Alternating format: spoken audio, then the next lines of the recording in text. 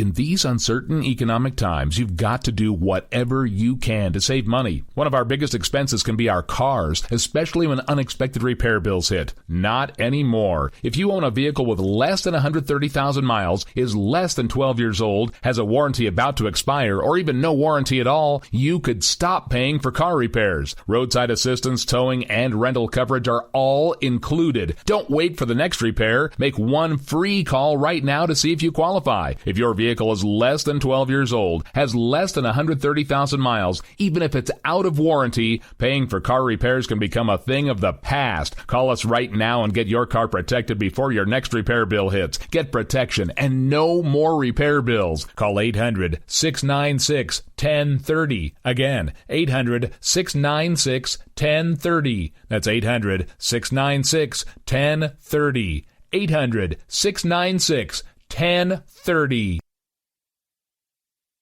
Joe had huge problems with the IRS. I knew it was coming. I hadn't filed taxes since 1990. All the IRS letters coming in added up to a nightmare. It got up to like $68,000. My heart started beating fast. It's like, there's no way, man. I mean, I ain't going to be able to do this. Then they stopped his paycheck. So that's when I started making phone calls and found U.S. Tax Shield. U.S. Tax Shield went to work immediately. They just took the bull by the horns. What blew my mind is he called the IRS right then and there. So why is U.S. Tax Shield A+ rated with the Better Business Bureau? Joe knows. They saved me a ridiculous amount of money. If you owe more than $10,000 to the IRS or state, choose the company Joe chose, U.S. Tax Shield. It was the best decision I made. U.S. Tax Shield is the way to go. Life is good. Thank you, Lord. Call 800-471-3287. U.S. Tax Shield. Boo-rah. Yes. 800-471-3287. 800-471-3287. The Internet will never be the same. You're listening to K98Talk.com. Whoa! Good God, y'all. What is it good for? Absolutely. Let's get started again.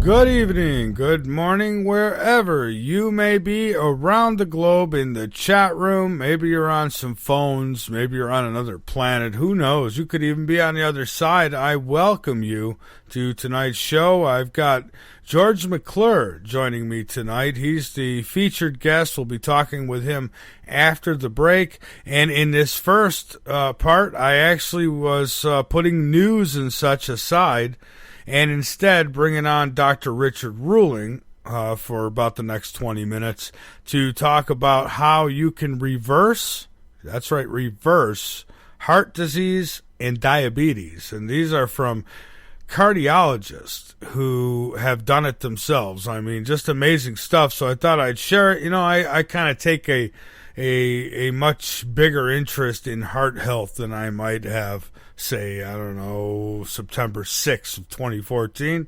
But as of September 7th of 2014, I take it a lot more serious. So I thought, you know, why not? Because I know there's a whole lot of people out there in those boats that, you know, either having heart issues or having diabetes issues and things like that. And He says that a 100% plant-based diet will do just that. So we'll hear from him hopefully here in the first half. I haven't seen him pop on here yet, so I'm hoping he remembers. I did send a reminder, and I'm hoping that he remembers and joins us. If not, that's okay. There's always plenty to talk about going on around the world too, so I could always do that.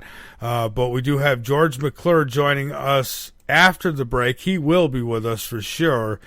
George wants to talk about, he wants to talk about living in harmony, and kind of wants to bring into that conversation the Mayan calendar, which, many thought was a doomsday thing, and he says that, no, it was about consciousness change, and I don't know. I haven't really seen that yet myself, but maybe George has, and he'll talk to us about it.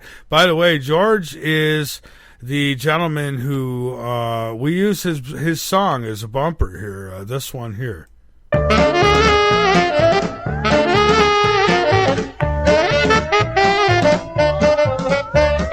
I made love to an alien near Roswell last night. So, anyways, he will be joining us this evening, so looking forward to talking with George. So let me go ahead and see if I can get who's supposed to be our first guest on with us here, Dr. Richard Ruling.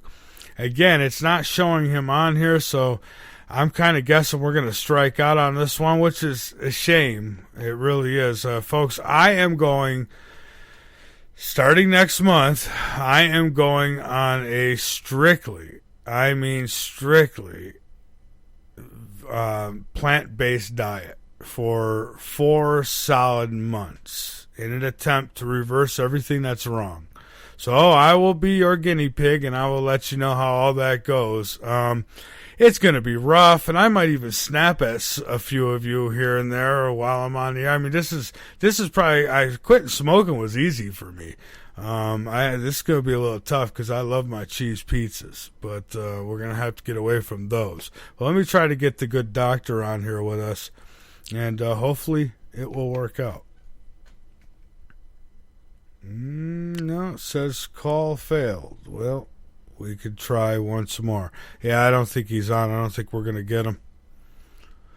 Nope, we're not going to get Dr. Richard Ruling. Well, that's too bad. But in a nutshell, what he was coming on to talk about, folks, was that with a 100% plant-based diet, there was, I mean, this is proven. There's evidence for this. It's not just somebody saying it.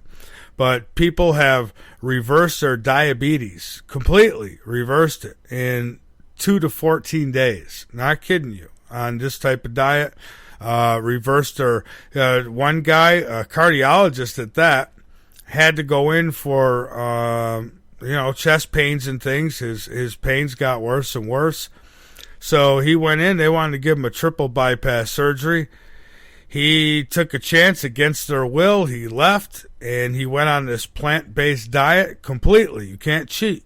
And in 4 months, he totally reversed it. His arteries were like brand new again. Now, I believe it. So I'm going to try it. Dr. Caldwell has been pounding on me about it, too, telling me to do it.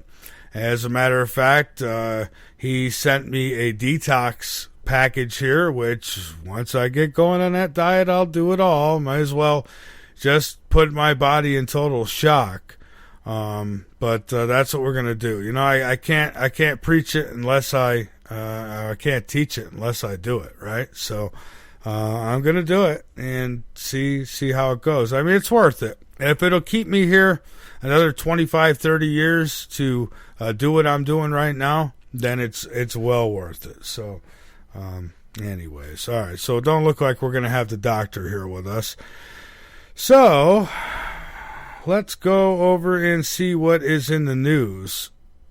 Well, we're trying to see what's in the news. All right, life on Mars. That's always a hot topic. It says, are these images proof that aliens exist on the red planet?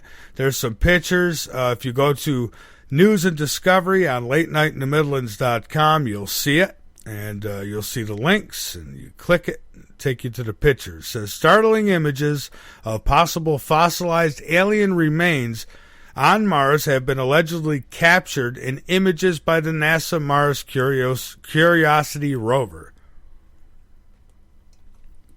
So the images taken by the robot, this robotic vehicle, have captured images which appear to show skeletal remains in a rock and a device made by a humanoid. I mean, how would they know it was made by a humanoid? Made by some intelligence, right? So these things keep coming up, and people keep throwing, no pun intended, but throwing stones at them. And one of these times, you're not going to be able to deny it. It's going to be, irrefutable proof that, that we're not alone. And this, there just might be, as a matter of fact. I'll be covering that in a moment, too, I guess. Anyways, there's a video there, and there's pictures. Go check it out. Maybe, who knows, maybe, just maybe, there is evidence of life on Mars or once on Mars, which, if you ask me, I say, yeah, absolutely. Argentina hunter claims that he shot an extraterrestrial. This hunter, he says that they are gray and have 4 fingers on their hands and 4 toes on their feet. He says he shot one. He said they stand approximately 1 meter and 15 centimeters. And this is Alberto Tervanis, who says he was later abducted. Well, here's an abductee who wasn't going to take it anymore, right? The uncanny story could be the plot of a science fiction film. It says, however, it concerns the dramatic story told by a resident of the community of Lone Toro, located 20 kilometers south of Santa Rosa in La Rampa. This guy says he's 59 years old. He shared his experience with Chronicle Encounter, and he says he'll never forget it. Yeah, forgive either. A few months ago, he said he was hunting in a nearby field, and he's seen something going on a hunting stand, and that's when he was surrounded by 5 extraterrestrials. Regarding their physical appearance, he stated that they were gray with 4 fingers, and they had 4 toes, standing again approximately 1 meter and 15 centimeters tall. He said they looked like they he says they looked like they show them in the movies. Okay, so apparently looking just like the grays in the movies. So see, these people who make these movies know something. Contact with these gray creatures did not end there. They came to my house, he said, and abducted me. Anyways, in the critical moment, he decided he would take a shot. He shot one of them, he claims. And so if anybody knows how to contact this guy, I would love to talk to him. I really would. Because, hey, if you shot the ET, now, well, where is it? Did it get away? Got some blood? Anything? Come on, I mean, this is big if one was really shot. April Jones, this was a wild story. I was looking at this today. I put it up on the website. I thought, wow, sure, this guy did a horrible thing, but wow. I mean, to have to live, he's paying the price. This April Jones, she was murdered by Mark Bridger. He murdered her. She was a schoolgirl, and this guy claims, now who's in prison, he claims that the murdered schoolgirl's ghost is haunting him in prison. Bridger's fellow inmate said in a witness statement that this guy believes this ghost to be that of April Jones, who is brought to him by another male ghost. So he's got 2 ghosts visiting him. One's bringing the little girl to him. The victim was April, and she was kidnapped and murdered in 2012. The vile pervert who murdered little April Jones has claimed he is haunted by her ghost. Mark Bridger told another prisoner he is tortured by visions of the 5-year-old appearing in his jail cell at night. The claims are included in court papers obtained by the Daily Mirror.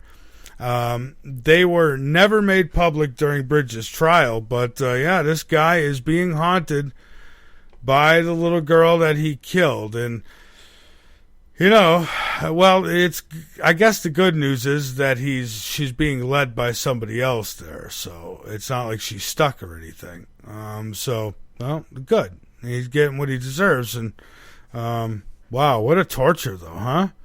I mean, that tells you that, the guy knows he did something really bad, if he knows he's being haunted. And crazy. There you go. Another case. I mean, is he nuts? Well, yeah, obviously. I mean, look what he did in the first place. But is he being haunted? No, I hope so. I hope he is. I would do it. If somebody did something like that to me and I could come back and haunt you, I would. The hybrid species children. There's another one that's linked up on LateNightInTheMidlands.com. You should check it out. It talks about the production of a hybrid species and appears to be means to the alien goal. And there's a whole write-up of why the aliens are producing hybrids and what it all means. So that's something it's long. There's a whole lot to it. It's too much for me to get into right here. So I would welcome you to go and check it out on LateNightInTheMidlands.com. How about this? We covered this before, and I noticed it's hitting the news. We talked a while back about these vehicles and how they can be hacked. And, people say they're getting run off the road, things like that happening. And, I was talking about how the vehicles be hacked. And I guess a lot of people thought, that was crazy, right? Just like, them listening to our phone calls and all that stuff. Well, apparently 470,000 vehicles are at risk after hackers take control and crash Jeep Cherokee from a sofa 10 miles away. There's also a report of a airliner being hacked and taken over by a person who was in the plane. Did it right there. From their laptop. That's crazy stuff, folks. Why do you set stuff up to be, that's why I like old cars. Give me the old cars. I don't need to look like I've got money because I don't, So give me the old cars and keep it safe from the hackers. So they still have to come up my driveway and cut the brake line, not just hack into the computer of the car and do it that way. They says it is what's being called the first of its kind. And this is from Wired.com. Reports that hackers using just a laptop and mobile phone accessed a Jeep Cherokee's onboard systems via its wireless internet connection. They took control and crashed the car into a ditch from 10 miles away, sitting on their freaking sofa. Oh, my Lord, have mercy. So you people with those new cars now, coming just weeks after the FBI had claimed that a U.S. hacker took control of a passenger jet he was on in the first known such incident of its kind. And whoever is trying to call in, please wait until a little bit later. If it is the guest, well, I'll get you after the break. I'm not taking no calls just yet. So, yeah, vehicles being hacked, airplanes being hacked. I'll stick to my old car, and I will take the long way. I will take the road. I'm not getting in no planes either. It's just not for me. In today's day of age, I mean, unless you're somebody who just, you're always politically correct. I mean, it's almost dangerous to go anywhere in any new technologies. Cars, planes, whatever. Again, I'll stick to my old stuff. Army says armed citizens are a security threat at recruiting stations. And, I could kind of see where they're coming from this. I know some people are making a big deal out of it. like, oh, here's another thing they're, calling a security threat. But I can see it. I mean, what if some guys who want to cause harm decide that they're going to go there and pretend they're guarding the place, and then all of a sudden, at the right opportunity, they shoot it up. So I can see that. So here's the solution. Let our men and women stay armed. Plain and simple. Let them have their guns in these places, and then we won't have to worry about it. But, they say that the armed citizens, it's a security threat at recruiting stations. All right, so, and Rich, I know that Dr. Richard Ruling is now making himself available, and unfortunately, folks, we just don't have time right now to get into it. We had to be prompt, so we're going to have to reschedule him, but we do have George McClure coming up next, and so anyways, this is linked up as well under News and Discovery, and one more for you here. Well, a couple more, I think. NATO Commander Wesley Clark calls for an internment camp to deal with radicals in U.S. and Europe. And there's a transcript, which you can find, again, on LateNightInTheMidlands.com. Go ahead and News and Discovery, and go check it out there. He says we have got to identify the people who are most likely to be radicalized. I guess people like me, maybe? I hope he's not talking about people like me. We've got to cut this off at the beginning, he says. There's always a certain number of young people. Oh, young people. He's not talking about me then. Who are alienated. And I guess what they're getting at is, any of us who are speaking up and who are making it a point that our Constitution's really, it's been in the back door, in the back seat, and it's been sat on, and nobody's getting up from it. So they don't like that. But that's linked up as well.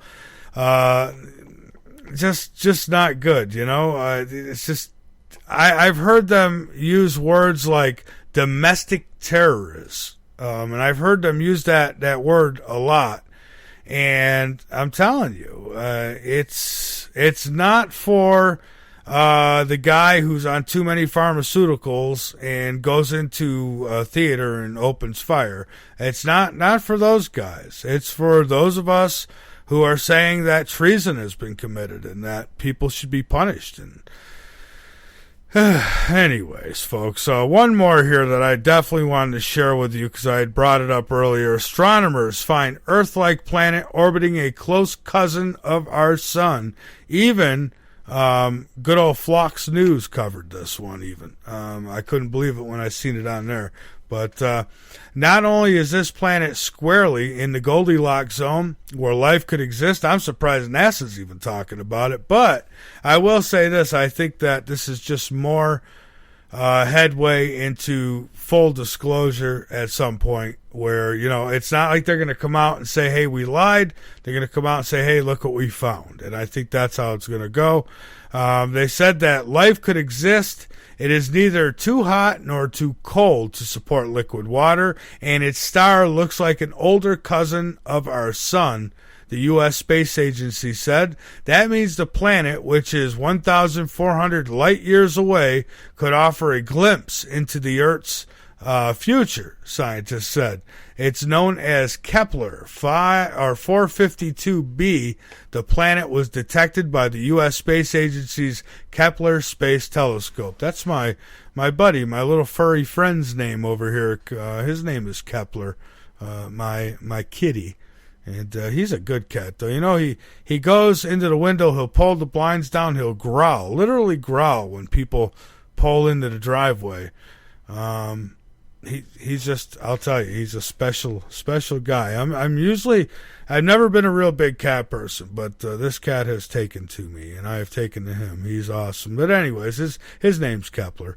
So they find another planet, and it is most likely, and it's in the Milky Way galaxy, they said. And I'm telling you, there's life right in the solar system. I guarantee it.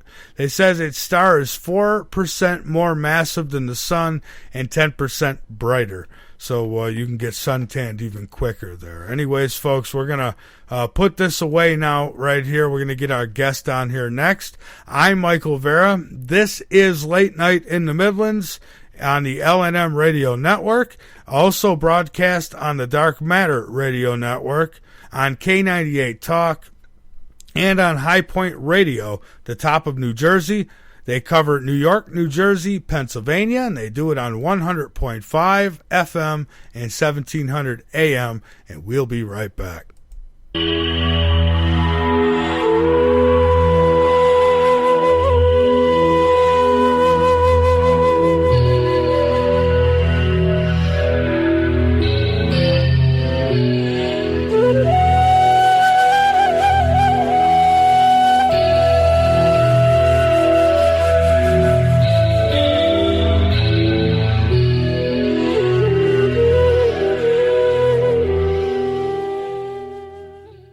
Hello, this is Dick Farrell, here to tell you about OxySilver. Legally available only through CureShop.com and HealthyWorldStore.com. Don't be fooled buying silver products from copycats and criminals. You've heard Dr. Leonard Horowitz and experts urge you to avoid deadly vaccinations and illegal operators selling stolen OxySilver and OxySilver copycats. You've heard experts tell you about suppression in alternative medicine and confusing propaganda in healthcare and the truth movement. Read Dr. Horowitz's book, Healing Celebrations, to learn how miracle healings can be made to happen through faith, prayer, and a pure diet. Get great immunity using vitamin C, D, and OxySilver, Liquid Dentist, GI Flora Pro, a top-shelf probiotic. Use Green Harvest as a great-tasting meal substitute for energizing organic nutrients and losing weight. And Zeolove, and natural clays for detoxifying your body. More advice, all these products and more are available from theCureShop.com. Including OxySilver, the world's most powerful silver hydrosol. Electro-energized to put risky injections, toxic antibiotics, and deadly drug pushers out of business. OxySilver is covalently bonded to water. Unlike any other silver product using the frequency of chlorophyll 528, what Dr. Horowitz explains is pure tone love, the universal healer. NASA originally developed covalently body silver hydrosols to keep astronauts healthy in space. Dr. Horowitz added the 528 frequency to NASA's formula and more. OxySilver works three ways to electrocute dangerous germs better than anything, far better than all leading silver products, and without any risk. OxySilver oxygenates and resonates with 528 for faster healing. So help save lives, putting drug lords and criminals out of business, and keep the LNM network broadcasting. Register for our free cooperative at healthworldaffiliates.com/4948. That's healthworldaffiliates.com/4948. And buy OxySilver and other great products in package specials at great discounts from theCureShop.com. Buy OxySilver, GI Flora Pro, Green Harvest, Zeolove, and Love Minerals at great discounts at CureShop.com. That's CureShop.com with two P's. CureShoppe.com. Or call toll free at 1-888-621-7611. That's 1-888-621-7611. Do it now. The LNM Radio Network and Late Night in the Midlands depends on you, the listener. Without you, there would be no us. So help us continue to bring you the best guests with the best information, and subscribe today. Information on becoming an LNM subscriber can be found at the top of LateNightInTheMidlands.com. Just click the About Subscriptions tab and become part of the family while helping the truth stay alive. And while you're at it, maybe subscriptions aren't for you. A one-time donation helps as well. Click that donate button on the right side of LateNightInTheMidlands.com and help us help you. The LNM Radio Network offers a moderated chat room at www.latenightinthe.midlands.com. Just click the chat and listen page from the drop-down menu at the top of any page on the website, or click the Listen Live button at the top of the homepage at www.latenightinthe.midlands.com. In many cases is the idea that the aliens are essentially trying to create a hybrid mix of themselves and ourselves. They're interested in our DNA, our genetic makeup, and beyond that, they're interested in our personalities, our affection for our children, our love for one another, a whole kind of range of what we think of almost the most human characteristics we have emotionally. We have to face up to reality that, for example, the UFO phenomenon is a real phenomenon, no question about it. So anybody who debunks the UFO phenomenon itself don't know what he or she's talking about. Hey, Michael, I promised you I'd call in for a little bit, and here I am. I know that I bashed Bush the entire time. I wasn't even allowed on Coast to Coast there for a while because I was told not to talk about Bush. In the councils of government, we must guard against the acquisition of unwarranted influence, whether sought or unsought, by the military-industrial complex. If you're listening to this, you are the resistance. Late night in the Midlands. We cover everything.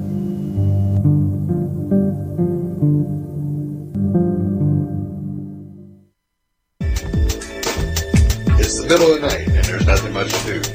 Bring your insomniac self over to Late Night in the Midlands and learn something.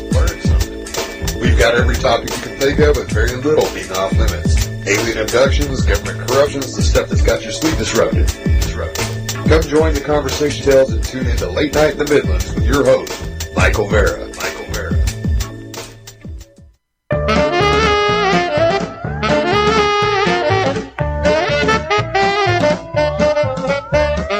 I made love to an alien near Roswell last night. We strolled along together in the pale moonlight. I had a funny feeling that something wasn't right. I made love to an alien last night. When she gripped my hand, I was feeling mighty fine, but her fingers with mine would not intertwine. I bent down and gazed into her eyes. They were big as donuts and blacker than the sky.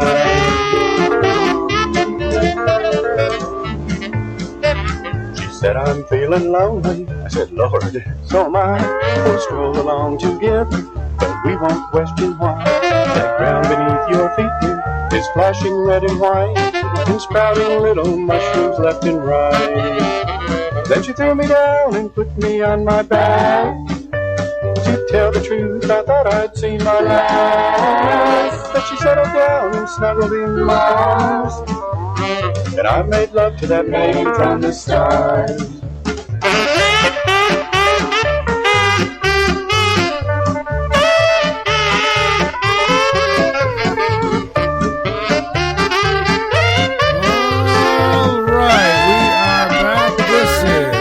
Night in the Midlands. I'm Michael Vera, and I guess there's nothing wrong with making love to that lady in the stars. And so our next guest here, our first guest now, and Dr. Richard Ruling had trouble logging in, is what happened, and so we will get him re-signed. We might even throw him on tomorrow and hear from him then in the beginning about this whole reversing heart disease and diabetes. So George McClure is a Borderlands writer, a showman, and spiritualist. He's a writer of The Ballad of O.J. Simpson and Alien Love, recording artist of 2 albums and several music videos, author of 2 books, a musical, poetry, and hundreds of songs, many playing around the planet at any one time, like tonight. A lifelong musician, George took an 8-year hiatus during which he had earned his 3rd university degree and was space scientist at NASA Houston. Perhaps the most prestigious day job in music history. It was only a day job, he says. However, as soon as he was back to music and writing full time, and that's what he loves to do. So we're going to have him join us here in just a moment. And again, we're going to talk about living in harmony. So that's where we're going to start things out with George. We'll get into, I'm sure, the ETs and all that other good stuff as we move along here tonight. We'll take calls from you later on. That will be at 803-317-2264. You can also call in using Skype. Our Skype ID is Late Night in the Midlands. So feel free to join us a little later on. I'll let you know, I guess. So, all right. So George McClure, let's get him on. And I think he's stuck using a cell phone tonight, and I hope it's good.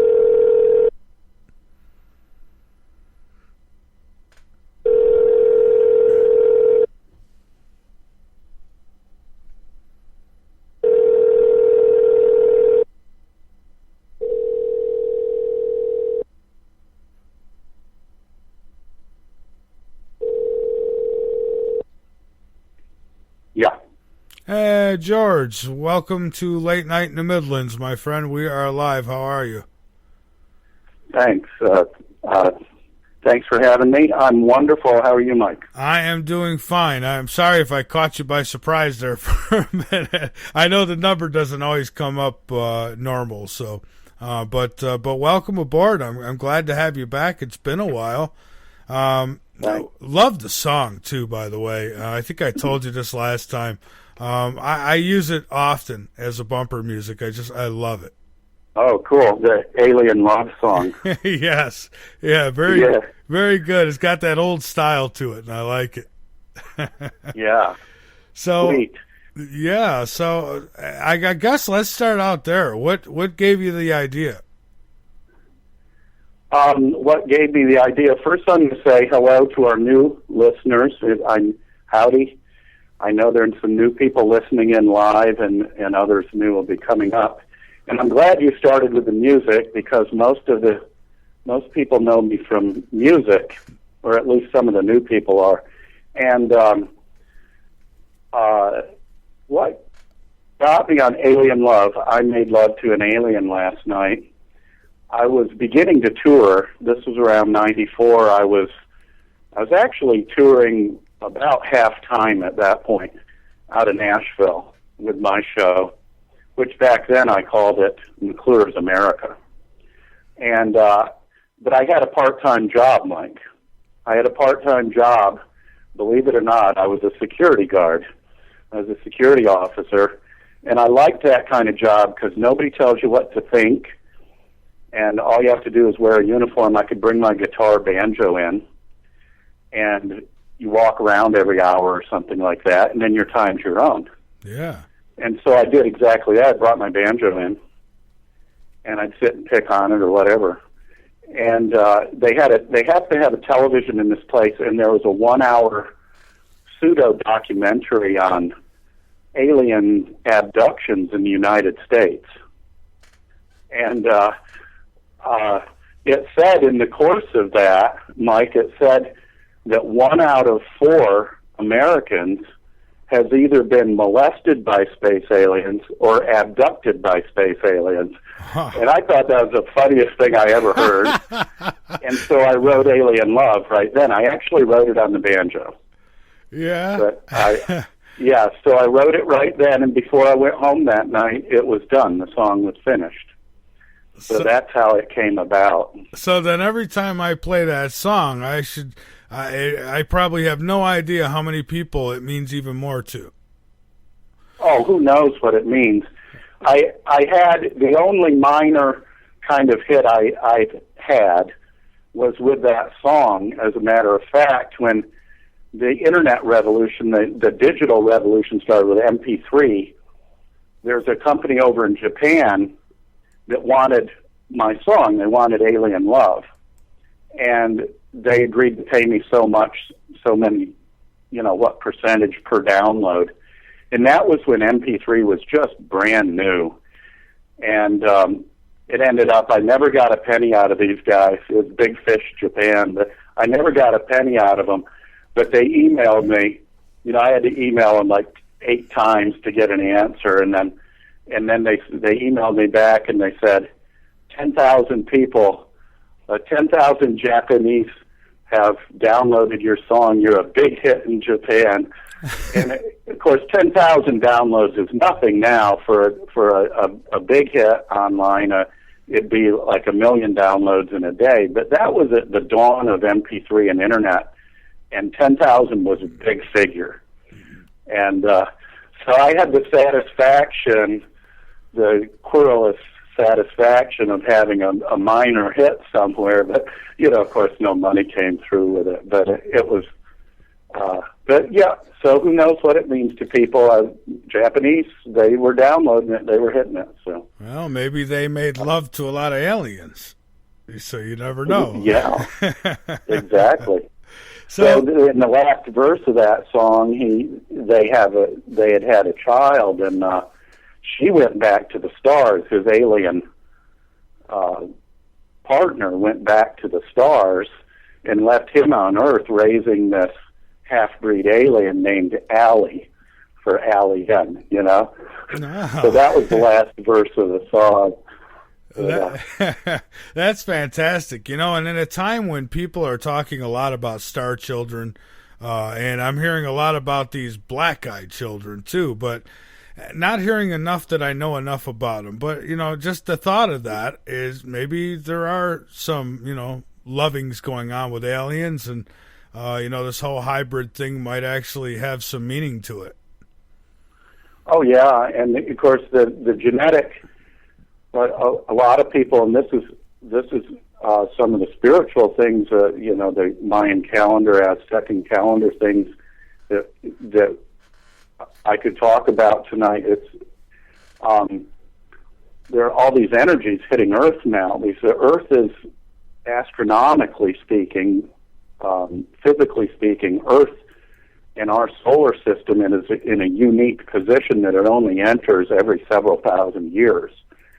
And where the energy from the center of the Milky Way galaxy actually is striking the sun and therefore, you know, coming on into the planets. And there are people who say that these energies striking us now are actually changing our DNA, because DNA is photoreactive. It reacts to sunlight. And I haven't researched this in detail, but I've read some what I think are pretty sound sources who are saying that the energy coming in the sunlight now may actually be changing our DNA. And it's very possible. Because most people say about this ascension of consciousness thing, about this development of mankind, humanity, most people say that it's a vibrational thing. While we're in a new vibrational consciousness now, the age of Aquarius. And that was that song. I'm old enough, I'm of the generation to remember the song, "This is the dawning of the age of Aquarius." Yeah. Age of Aquarius. I changed the key. But the age of Aquarius was a huge hit. It went on for months and months. It seemed like for a year or 2 years it was a hit. And we're actually in the age of Aquarius now, and the Mayan people would say we're in the 9th wave of consciousness now, or the 9th world. The Hopi might say that we're in the 5th world. We have entered the 5th world now. It's a vibrational thing, wavelength type thing. Mm-hmm. And then we get into those conversations like those people who are trapped in a three-dimensional framework of reality, or 4D framework of reality, are not going to be able to vibrate with the new energy that's hitting us now, the new vibrations and the new waves. They won't be able to work with it, and so they're being left behind. So there are a lot of these kind of things going on, and it sort of is like the Alien Love song, which 1994 is when I wrote it. It was sort of 20 years ahead of its time, in a way, which is not unusual. In my career in music, I found that I tend to be way ahead of the curve, you know. And a lot of other people in Nashville have been watching my music career intently, including major labels. Watched me closely, and they wanted to always know. Mike, when I started flying out, this was about 2006, I started flying to Arizona. First I drove a lot. I got tired of driving, so I started flying into Phoenix and then go on down, and I crossed the border into Mexico. I was doing this 2-3 times a year, just a total escape, total vacation for a week or so, and then come back. And these people were watching me so intently, major label people, that they'd send people down to the airport to try to pick my brain about where I'm going, because they thought I was going on business trips. You know, they thought I was cooking some new music business deal in Arizona. They wanted in on it. They wanted to find out what I was doing and then scoop me, you know? Yeah. So it's kind of an interesting thing, that a phenomenon of my life, that Yeah, so...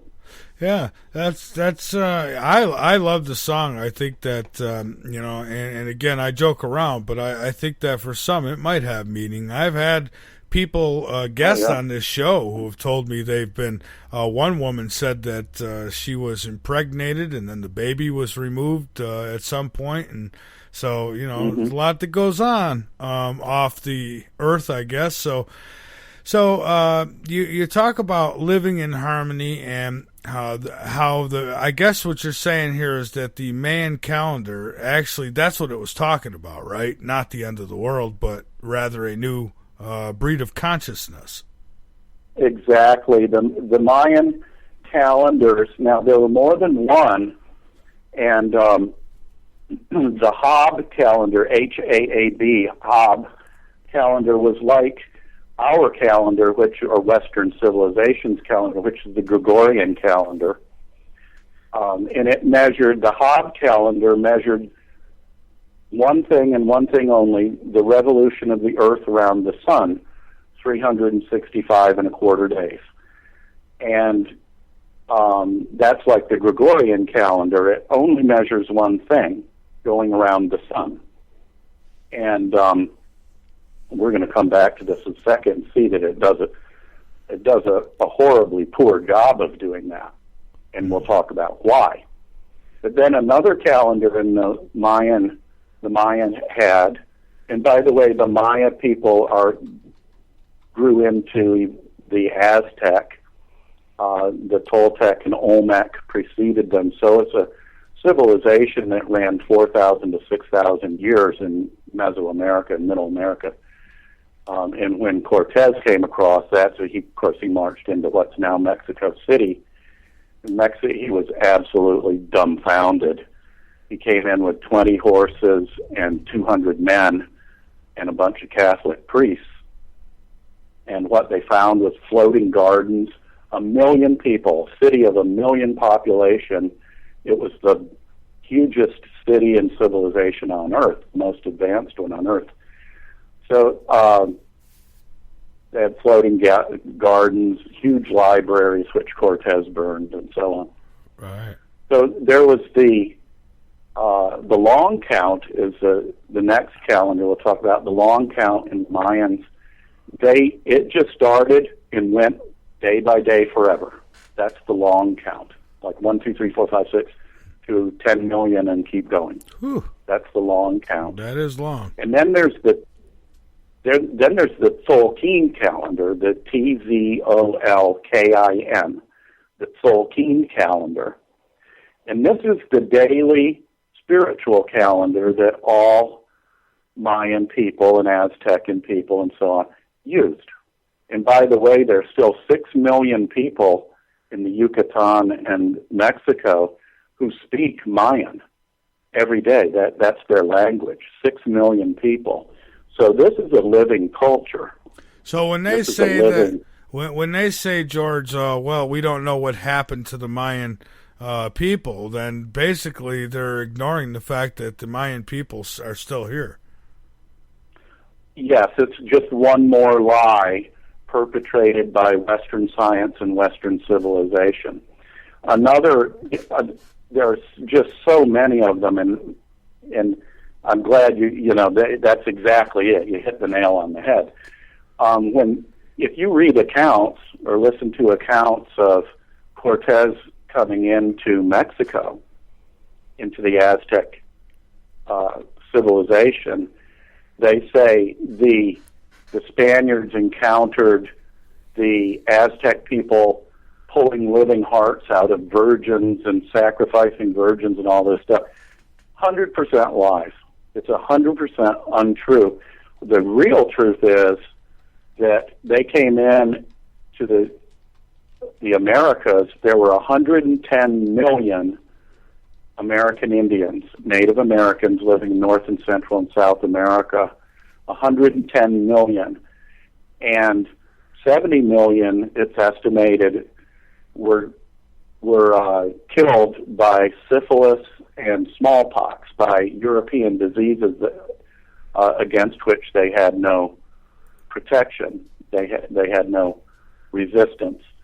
But then the other 40 million people, they... Uh-oh. They may have clipped them. Let's see here. Yeah, I think so. Hold on, what am I seeing here? I'm seeing... No. Almost looks like... Oh, okay. Yeah, all right. Yeah. How was... Skype asked how the call was. Well, I don't think they really want to know. It was going really well, as a matter of fact. But, yeah, we lost them. So let's bring them back on, because we're not going to cut to a break yet. So let's go ahead and get George back on with us. And let him pick right back up where he left off.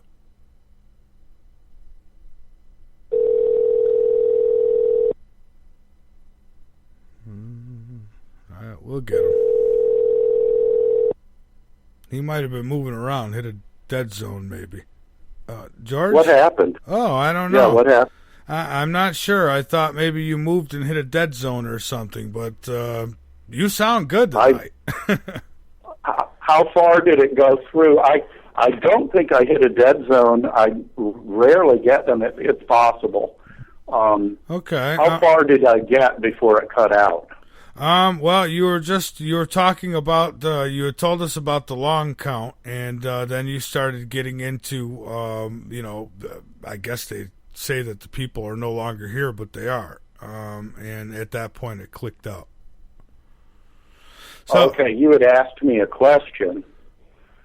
Well, anyway, so we'll pick it up there. Okay.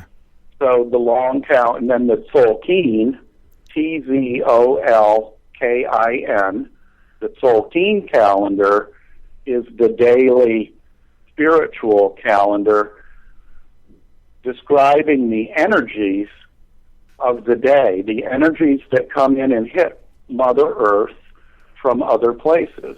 And these energies all have a fundamental effect on we humans and everything living on Earth. So the Tzolk'in calendar is the one that most people talk about when they're talking about the Mayan calendar. And it's a calendar that has a cycle of 260 days. It doesn't have a cycle of going around like the Earth or around the Sun, 365 days. Mm-hmm. It has a cycle of 260 days. And 260 days just happens to be the length of time it takes Venus to revolve around the Sun. And it just happens to be the length of time of a woman's gestation. So human beings, the woman's in gestation for 260 days. So this 260 is a kind of a magic number. Yeah. Let me know. Oh, yeah. Oh, yeah, you're fine. That is a magic number. So, real quickly, just so people can understand, now you actually you are a scientist. So right? I'm a highly trained scientist. Right. I'm a highly trained musician and writer, and I'm also a showman. I'm a performer. Great, because I want to ask you a little bit about Pluto later, too. I don't know if you've had a chance to see the pictures. I just wanted to make sure. But, yeah, so yeah, okay, so the cycles, they have some similarities. Yes, it has the Tzolk'in 260-day cycle has similarities with other events. So the calendar is recording much more than the Earth's trip around the Sun. So let's talk just a little bit about the Gregorian calendar, the one that Western civilization uses, Western science, Western civilization uses the Gregorian calendar from Pope Gregory. What it marks is only the one thing, the Earth's revolution around the Sun. But there's something we need to point out right away, sort of smack you in the face kind of thing. It has 12 months. And a month, like a menses, a month is tied to the lunar cycle, to the moon. Mm-hmm. The lunar cycle is 28 days.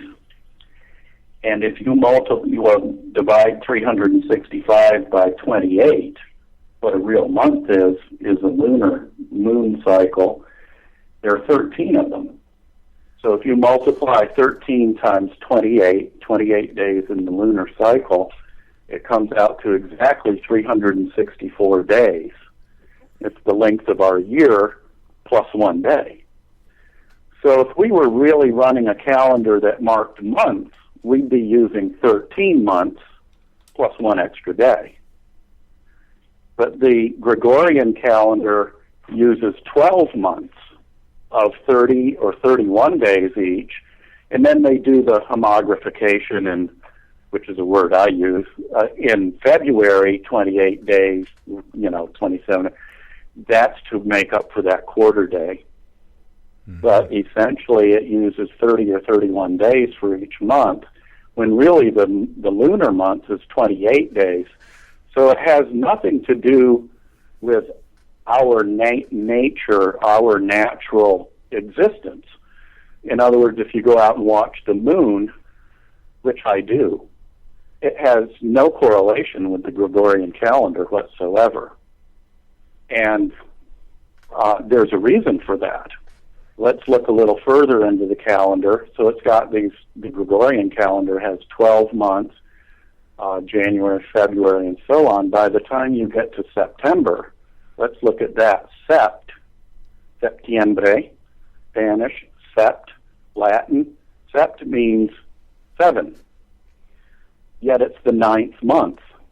Right? You've got Augusto, August, and then you've got Septiembre, September, 9th month, but it's named 7 by this guy Gregor, Pope Gregor.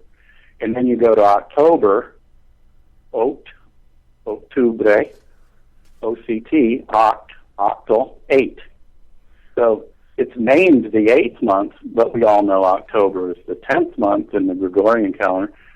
Similarly for November, Noviembre. Nov means 9, but it's the 11th month. And then December, Diciembre, decimal, means 10, but it's the 12th month. So it's almost like they intentionally monkey wrenched it, threw monkey wrenches into it to screw it up. And then I'm going to point out one other thing. In the spring and in the fall, in most of the United States and Europe, not Arizona, but most of the states in the United States force you to do something where they change the clock hours by an hour. Oh, and I hate that, too. It really annoys the hell out of me. It does. Well, you come stay over here with me for a while. I don't ever change my clocks on anything. They all stay the same all year round. And in Arizona, they also do that. They don't ever change the clock. But there's something that very, very sneaky and horrible that happens, especially in spring and fall. Our bodies are adjusting to the longer days in spring, the longer days, the stronger sunlight. It's getting warmer out. Things are getting green. The birds are chirping. And then all of a sudden, bam, they change the clock by an hour, and it throws your entire cycle and circuits off, and that's called your circadian rhythms that are tied to the natural world. They're tied to the moon. They're tied to the length of the day, and then the same thing in the fall. That's why I think you hate it so much, is because it breaks you from your natural rhythms of connecting with Earth. And so when you look back at the Gregorian calendar, you might begin to suspect that the whole thing's designed to break people, separate them from the natural rhythm cycles of the Earth and the Moon and the stars. They don't even follow the moon cycle correctly. But if we used a calendar of 13 months, we'd always be in sync with the moon. Yeah. And now a fact that I learned a long time ago, and I don't want to tread into a tender, a politically charged subject or anything, but women, I was told a long time ago by a woman, I was told that before lights were invented, all the women on Earth menstruated at the same time because they synchronized with the moon. That's what it's all about. Menses, moon, months. That's what it's all about. And so there's significant, what I would say, evidence that this Western civilization a long time ago engineered these things to intentionally separate people from our natural connection to things. Yeah, well, and it does. It works. It does disconnect us. But go ahead. I didn't want to cut you off. No, that's fine. It definitely does, and that's why I don't ever change my clocks. Well, just the computer is the only one that gets changed for me and my alarm clock, unfortunately. But the car clock and stuff, I never bothered to change those. But it's nice when you gain an hour, but when you lose an hour, it's really annoying. But I just wish they'd leave it alone. I mean, why change it? It's like you said, it's just throwing us off, and it does, But I believe so, and I was just delighted to find that Arizona doesn't ever change the time, and so that to me that was a beautiful thing. Now Indianapolis, I learned when I toured, and it's a darn good thing I was using a local fiddler up there on some shows because we had a show in Indianapolis. And he said, well, it's an hour different. They don't ever change their time. And I would have been an hour late for the show. but he was a local boy, so he knew that. But Indianapolis also never used to change their time. But then they came down on them, and this was just in the last 2 or 3 years, and they forced them. The state literally forced Indianapolis to start changing their time in spring and fall. The people hated it. They really objected to it. The state is becoming so powerful, I see. Hey, George, can you hang on for a moment? We've got to take a quick break here, so I want to put you on hold for a moment, and then we're going to bring you back right after the break. So hang on with us for just a moment, folks, and I also want to add there is some breaking news that's happening right now. As we speak. Well, it's happened. It's actually ongoing right now. And this is a shooting that's reported inside Louisiana movie theater. They say that multiple people were reportedly wounded after shots were fired at the movie theater. It would appear that it was a white man at a screening of Trainwreck, and one of the witnesses there described the shooter as an old white man, stood up, began shooting. Multiple people were said to have been shot, but at the time it was not clear how many, nor their conditions. It's not known right now if the suspect is being held, detained, or if he's been shot or what have you. But we'll try to keep you posted throughout the night here as we move along. And if you really want to keep posted, go to the LateNightInTheMidlands.com chat room because it is being talked about in there. So it is breaking news right now. Shooting at the theater in Lafayette, Louisiana. And so it looks like some people were wounded. And folks, here we go again. I'm Michael Vera. This is Late Night in the Midlands. My guest is George McClure. We're talking about Earth and harmony, frequencies, space. We're talking about ETs. We're talking about going on a break. We'll be right back.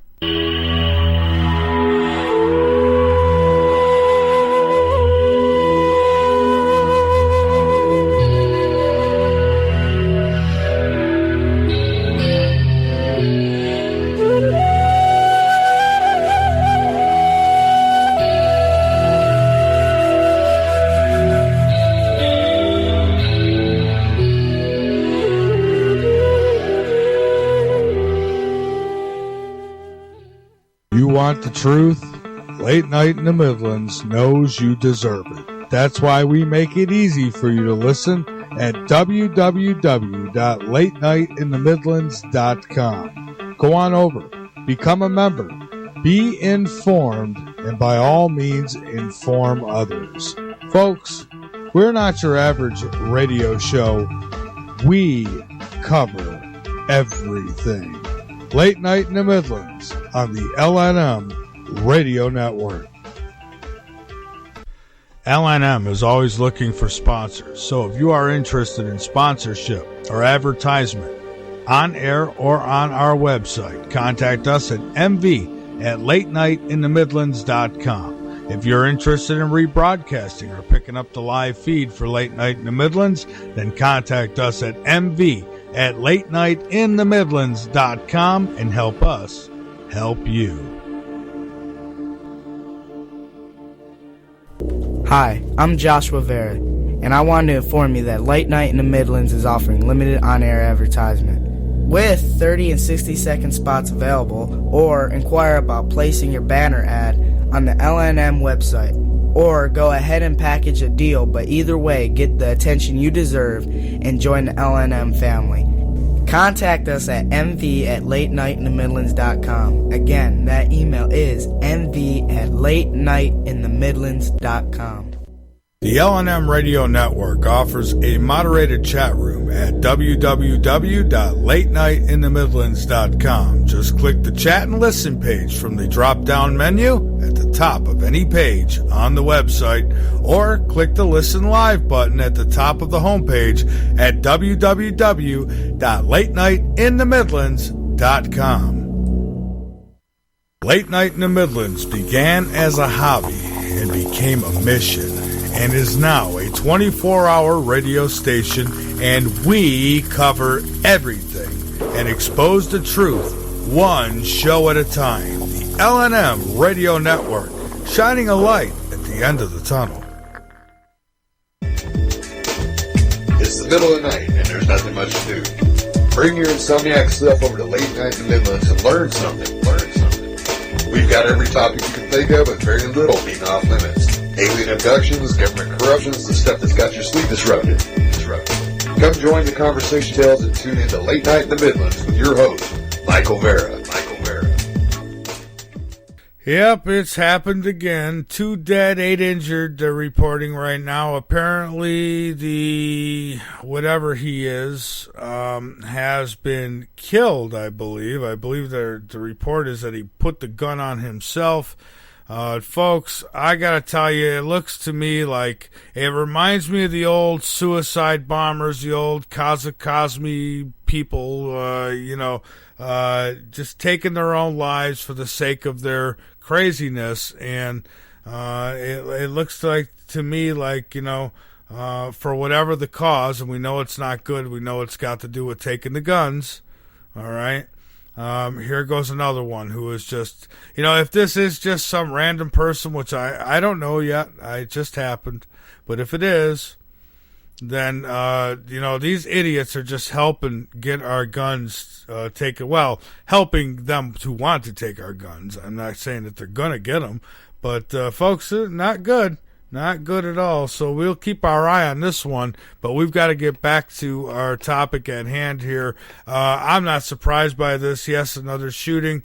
The mainstream media is going to just keep blinding you with it, and us here, we're going to move on. So, all right, George, we're back. I don't know if you heard, but there's been another shooting at a theater in Louisiana. 2 dead, 8 injured. And the gunman has, I believe, turned the gun on himself. So he's gone. Where? This was in Louisiana. Lafayette, Louisiana. Uh-oh. Yeah. So terrible. Yeah, it is. Well, Mike, I think what we're seeing is the takedown of United States of America. And, in fact, I have written research briefs and my Truth News articles that go out via email on this topic, describing how Afghanistan and Pakistan and Iraq, Libya, Syria were all taken down. And if you look at the way the techniques, they're employing exactly the same thing in the United States. It's identical. And, of course, we had one of these horrible shooting events in Chattanooga, which is getting pretty close to home for us in Nashville. just a few weeks ago, and I told one of my good friends, I said, we're just going to see an ongoing escalation. They're going to continue this until they get everybody so terrified they're going to try to steal the guns from us. Yeah, and that's right. That's what this is. That's why this is happening. And and here we go. I'm going to go off the deep end here for some of these Fox News watchers. But the fact is that the CIA has assets who do go in and do things like this. And I know you hate to have to believe something like that, but it's true. Oh, it's absolutely true. In fact, I'm of the generation that remembers Vietnam talk when I was little. I was a boy, but I'm of the generation who can remember that. And it was revealed. I still remember the shock when it was revealed that the CIA was literally running heroin in and out of Vietnam and illegal weapons. And then, of course, they were bringing bodies back, marijuana and heroin back in caskets that were supposedly filled, had dead soldiers in them, and horrible stuff was going on way back then. And then I think it's substantiated, well documented that the CIA literally funded IS and ISS and created them and created Al-Qaeda. So there's this, it's sort of a horrible joke that people call it Al-Qaeda. The CIA, Al-Qaeda, but with CIA and inserted for the QU, because the CIA literally trained Al-Qaeda, and then the same for ISIS, IS, and all this. And it's their mechanism. It's David Rockefeller's mechanism, and he just reports to Jacob Rothschild. That's the head of the viper. That's the head of the snake. And it's their mechanism. It's David Rockefeller's mechanism for bringing down a country, and that's what they're doing in the United States now. Oh, they most certainly are, and they're doing it from the inside out. And it's. I'll tell you, George, I really don't see too much light right now at the end of the tunnel. What I'm looking at is a very dark tunnel, and we need to fight to get to the light because. It's just you're seeing this kind of thing going on I mean, they're not even waiting months no more. It's every other week. Yeah, and I have a friend here who's TV, doesn't even know what internet is. And she told me a few weeks ago, she said there's a shooting on the television news every single day now. And I told her they're just trying to get you full of fear because they want to take the guns away from law-abiding people like our friend, I won't use his real name, but our veteran friend right here in the neighborhood, who is a Vietnam vet. And, they want his guns. And so I told my friend that's the TV person that. So they're hyping it all up on TV now, too. They're hyping the fear, they're hyping the terror, and they're hyping all the racial rhetoric, trying to pit one group against another. And we're all humans. We're all human beings. And that's why this message I have tonight is especially important, because it's a message about harmony and consciousness, ascension of consciousness, growth of us as human beings, and growth of us all together as human beings. And I got to tell you, Mike, I hear your words in my heart about that you're not seeing much light at the end of the tunnel. And I'm an optimistic guy. I'm eternally optimistic. I'm a fighter, and I'm optimistic. But I've been feeling lately, kind of like you have, like you expressed, it's coming down, and that's the fact of the matter. We have as a people, we have sat back and we have allowed things to get so out of control. It's like for the last few decades, or even longer than that, I should go longer than that, we've been driving in a bus with a driver who has been drinking. And, he had a case of beer sitting there. George Bush. Oh, yeah. We've been driving in a bus with George Bush as the driver. Yeah, that's right. Fool, an Alfred E. Newman fool who's drunk. Well, it even goes further than him. I think it goes back even further than that. And what we've done as passengers is we've sat here and we've watched them get drunker and drunker with our lives. Yeah. And I say, at what point do we put a stop to this? And at some point, the peaceful end of it's going to be out the window. And it looks like it's just about there, the way things are going. Yeah. Now, and so what I personally do is I'm prepared with my food, safe place, a little bit of supplies of food and water, and guns and ammo and tools and clothing and sleeping bags. That's just as important as the guns. And I know where my line is. I read on the internet news, I heard on news just a few days ago, that they're trying to pass, or maybe they already passed, mandatory vaccines in California for all adults. Now I'm telling you, this is one of my lines. I will not take a vaccine. I will not take a chip. These are things I will not do. I'll die first. And I've already made up my mind. And so I'm prepared for when the time comes, or if the time comes, that there are lines, and they hit my line with the census. Yeah. And I didn't kill somebody, but if she'd been packing a gun, if she'd gone one step closer physically, that might have happened. But they pushed me all the way to the edge with the census thing. Absolutely will not give them any more information than that to which they're entitled. They were doing all kinds of horribly intrusive things. So anyway, on the other side of it, the peaceful side, there's Karen Hudis, and there's Iceland.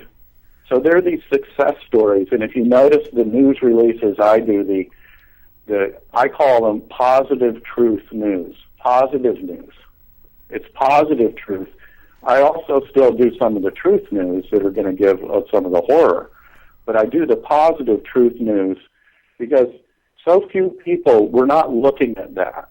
And it's so easy to look, okay, there's another shooting tonight in Louisiana, and they want us to be upset. They want us to be scared. They want us to go, oh, we have no chance. So then, just like they. Go ahead. I was just going to say. So then, for a moment, why don't we even pull away from this? Because the mainstream media is going to throw it all over the place, and people across the internet are going to speculate like crazy right off the bat. Yeah. And so what I'll do is I'll sit back and wait and see what happens. But I'm going to tell you, I'm already in the wagon, kind of. As I kind of know where this is going, but. It's just getting ridiculous. But one of the listeners says that before the show cut you off earlier, you were actually talking about the smallpox and diseases killing 70 million Indians, and he says then it cut out, and you were going to tell what happened to the other 40 million. And he asked if you could pick back up on that. Yeah. Well, there were 110 million Americans here when Cortez and Pizarro, Colombo, his real name is Colombo, but, and sometime, Mike, I'll send you a song about Colombo. It's not family, but, it's not mine. It's just, I came across it. But anyway, there were 110 by all estimates, 110 million Americans, North and Central and South America, at the time the Europeans started their so-called conquest. And 70 million were killed by smallpox and syphilis, the European diseases to which they had no immunity. And then the guys like Cortez and Pizarro came in and they murdered and raped and burned alive 30 million more. And this is one of the hugest genocides in human history and known history. 30 million Americans raped and killed and hung and everything, disemboweled while they were living. And this is what Cortez and the Catholic priests did. And everybody, all the other Europeans did too. And then 10 million approximately survived. They did it to Geronimo Goyasle, the great spiritual leader. He wasn't a war chief. He wasn't a warrior. He was a great spiritual leader of his people. He was what some people would call a shaman or a shaman, or other people call them medicine men.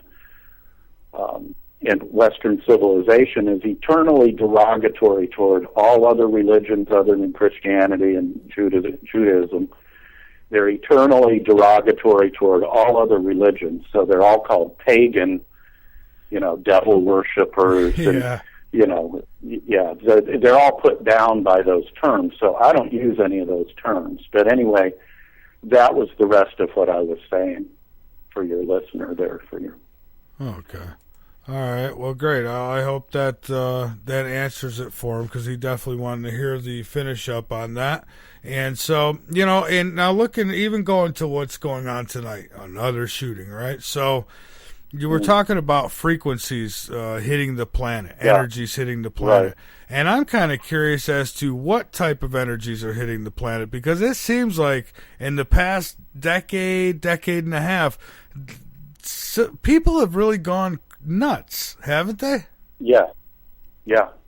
And what we're seeing, according to now this Mayan calendar, the Tzolk'in, the meaning and the purpose of the Tzolk'in calendar was essentially pieced together and figured out, or discovered, if you want to use that word, by a man named Karl Kalaman, Dr. Karl Kalaman. And he realized, he's a scientist. I forget which particular brand, but he's like a PhD scientist from North Europe. And he realized that these different eras of that life, according to science, that life has evolved through, from the single cellular to multicellular, and then it was in the ocean, and it crept out of the ocean and became mammals and birds and plants and differentiated, all that development, and then consciousness developed along with it. But Carl realized that the Mayan calendar was correlated to this development of consciousness, and he was amazed. And he continued to work in it, and he just found, he fully developed it, and he found it was strikingly correlative. Nearly 100 1-to-1, we'd say in math, we'd say 1-to-1 correlation. And he did the right thing. So many of these Western scientists and Western civilization, they go, well, I think the Hopi had kivas because it was a ceremony. But they don't go to the Hopi and ask them what the heck the kivas are for. The most obvious thing in the world is go to the Hopis and ask them what are the kivas. But no, they don't want to do that. They want to write books and teach classes and get grant money. And so Carl didn't do that. Dr. Kalaman didn't do that. What he did was he went straight to the Mayan priests in Central America. And he asked them, he said, has this got anything to do with the development of consciousness on our planet and in the universe? And they said, oh yeah, that's what it's all about. The Tzolk'in calendar and the Mayan calendar is all about development of consciousness and moving through different vibrations, different waves of creation that are vibrations of how our cells and everything in the universe vibrates. So he did the right thing. He went straight to the horse's mouth, so to speak, and he got confirmation. So I really got into this in a big way. But according to the Tzolk'in, we're now in the 9th wave of creation. And that's what happened December 28th or 2012, or according to Dr. Kalaman's calculations, it happened in October of 2011. But we've entered the 5th world, or the 9th wave of creation.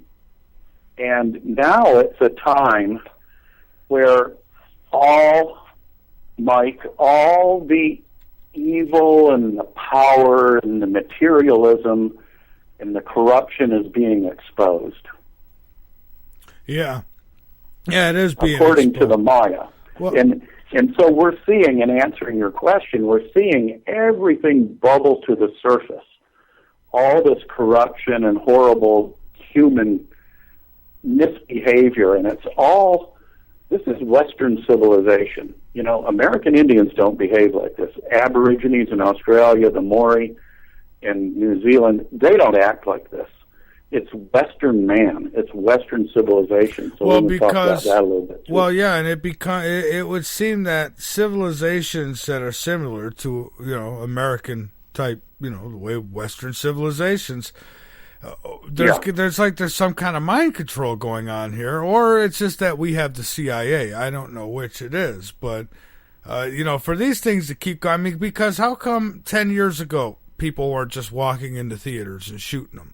So, I see that now there's an agenda on the guns, and now you've got people doing that. So, but why are people crazy enough to do it? That's what I'm not getting. Well, according to one, and I don't want to mention your competition's name on the air or anything, but a big independent, so-called independent news network that's internet-based, it's highly doubtful that it's actually independent news. You can mention whoever you want. That's okay. Go ahead. Well, AJ, it's highly doubtful that it's actually independent at this point, because his quotient of truth dropped from 85% to under 25%, and it's just hyping the same old things, the war and all that stuff. But according to him, this news network, according to them, these shootings are almost all a mind control kind of thing. It's related to the drugs. Every one of them that I've looked at, except one in the last 20 years, was a person who was on these psychotropic drugs, psychiatric drugs. They have known and strong side effects of causing people to commit homicides and mass homicides and suicide. They have, and when the people go on these drugs, you're on them forever. You can't get off them. If they stop taking the drugs, that's when these horrendous things happen. And it could be that it's the side effects of these drugs that they're on. And the other thing is, these are prescription medications. And the other thing is that what this guy AJ says is that they're under mind control, and they're actually given commands. And I haven't delved a whole lot into this. People have asked me about it quite a bit, but I'm not sure how I'm just not particularly interested in delving into it, so I haven't researched it. Well, for me, I mean, if I had to say what I feel is going on based on everything I've looked at, it would appear to me that these people who are involved in all these shootings are some sort of soldier for somebody, and they're being sent in to do this. And I would guess it's a CIA operation, and I'm not saying it because of Alex Jones or any of those other people. It's just that it's been proven time and time again that they get involved with things like this, and we can see how they're trying to drive race wars and all these other things. And so that's what I feel is happening right now. Right. And to me, I already know who's doing it and why, so I don't have to actually look at the mechanism. I don't feel like a need. are the pancakes made of flour and water or Bisquick and water? I don't have to look at that because I know they're pancakes. I can see that it's a pancake, you know. So I'm not getting hungry. Are there eggs in it or not? I don't know. Yeah. You see my point? Right. That I know what it is and I know why it's happening. It's just like tuning in and listening to some bozo in the White House talk. I don't ever have to do that. I haven't done that since, you know, for 15 years or 12 years. So I already know what they're going to say. It doesn't matter. I already know what they're talking about.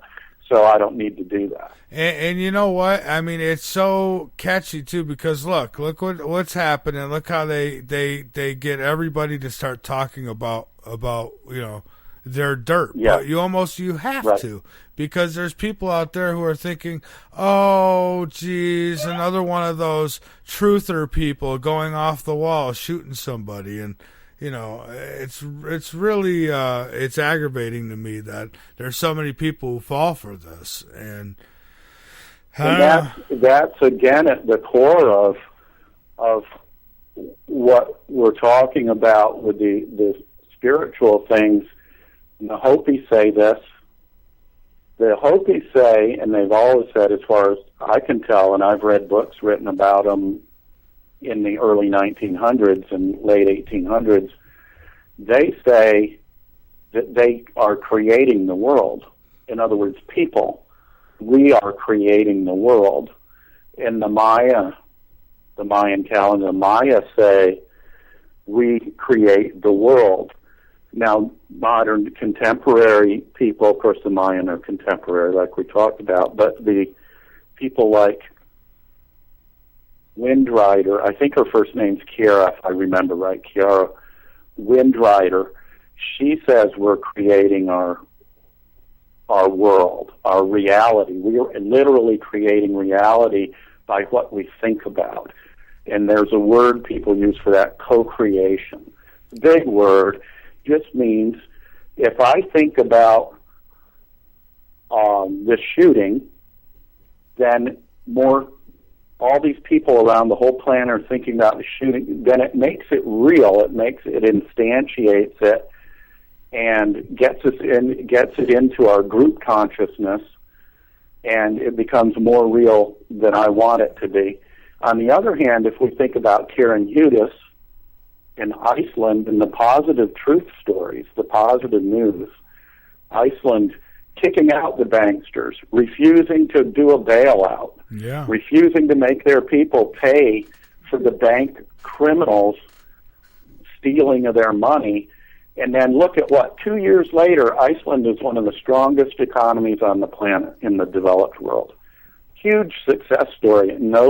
So let's look at the positive things, and the Maya said that too. And your grandmother, if you remember, your grandmother said that. Think good thoughts. Remember? I've had girlfriends that have said that. Think good thoughts.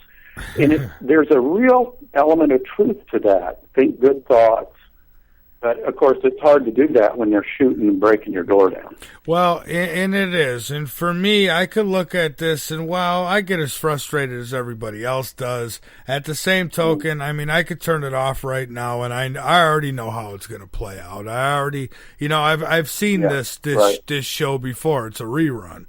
And so for me to sit here, and of course the mainstream media will just keep running it and running it and running it, Right. So here we go again, I say. And so, yeah, you're right. We do need to talk about more positive things, at least once in a while. Unfortunately, I'm obligated to cover these things when they happen. But nevertheless... No, I know, and I understand your position, and I'm in it too, because I'm the eternal... I've been called in interviews, and they're online. Interviewers have called me George McClure is without a doubt one of the most peaceful, loving human beings on the planet. Wow, what a thing to have said about you, And then I want to, I write the positive news and everything, and I'm all involved in this spiritual ascension of mankind. But I'm with you 100 completely, Mike. It's just, it's getting into my heart. It's disheartening. It is. It is. Yeah, and we're gonna have to fight this one way or another. Now, Karen Hudis says, and I want everybody to go listen to her. She says she was in the World Bank, and she did what her job was, to report some corruption, and they fired her and threatened her and did all these things to her. And she took them on because she's a bulldog. She's another one of us. You're another one of me. You're another me, and I'm another you. And she took them on, and she's working at a very high level, relatively speaking, so she can get things directly to the legislature of the UK. She can go talk to Congress people in the U.S. and governors, and she does. But she says that, and this is true, that there are games. In fact, when I left graduate school, a company in Austin wanted to hire me to develop these games, these gaming modules, that in her case, she plugs in just thousands and thousands and thousands of data points, maybe even millions of data points about the economy and political structure and the monetary systems all around the planet. And then it spits out its predictions, and it has predicted that with 90 to 95% probability that the rule of law in doing what's right is going to win in this conflict that we're in right now. So there's only a 5 to 10% chance that we don't make it, and they succeed with their imposing their tyranny, for the next 10,000 years is essentially what it's going to be. That's right, George, and I believe that too. I believe in the end, it's going to be worse because people wait so long. But in the end, whatever it comes down to, in the end, we will win. And even if that means that we all get wiped out, we still win because we're spiritual beings. The people always win revolutions. They always win. The people always win. I may give my life for this matter, and I will.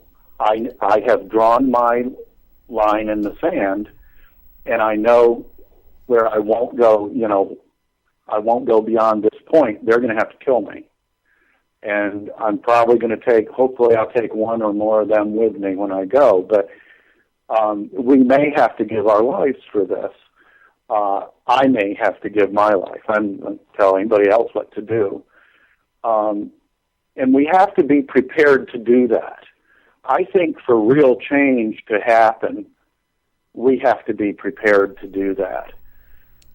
I agree. What they're doing is absolutely horrendous. There's a great guy on the internet, on YouTube. He's an American Indian. Guy is fantastic. He said, he was talking about, I think he's Lakota or something like that, Dakotas. He was talking about some of the history of his people, when white man came in and decimated all his people. But he said, now, and then they put us on reservations and leave, don't give us running water or toilets or anything and expect us to survive. And he said, now all of America is a reservation. Now everybody living in the United States is an Indian on a reservation. And that's exactly true. He hit this guy's good. Yeah. He hit the nail on the head. That absolutely makes sense. And that's basically what it is. We're all on a reservation. They want to, and I was thinking of something else too. I think yesterday I may have been really contemplating this, and that is with the eating. You look at I was going to have a guest on in the first 20 minutes tonight to talk about this, and he'll be coming on. But he pointed something out to me that you look at the FDA, their guidelines to a healthy American meal, and it is far from healthy. It is the most unhealthy thing. And I'm thinking this has all been part of the depopulation program right from the start. I mean, it had to have been, because they know that, you're drinking a glass of milk is like having a glass of bacon. I mean, it's no different, but they act like it's so healthy. Give it to your kids. Clog their arteries. It's just right. Well, yeah, this has been Rockefeller's plan from the beginning. I mean, after all, David Rockefeller's father and grandfather, John D. Rockefeller, invented allopathic medicine. They invented hospitals. They invented all this stuff. And before that, we were all like in the early 1900s, which would be like my grandmother's generation, my father when he was a boy. All the healing was done homeopathically, as homeopathy. They knew the right herbs and things to eat, and people ate real food, and it wasn't processed food and genetically modified and so on. And David Rockefeller either was the co-creator, or the creator, or the chairperson of the Council on Foreign Relations, CFR, the World Health Organization, so-called. Well, they're really there just to see that the world's populations are unhealthy and don't have good nutrition.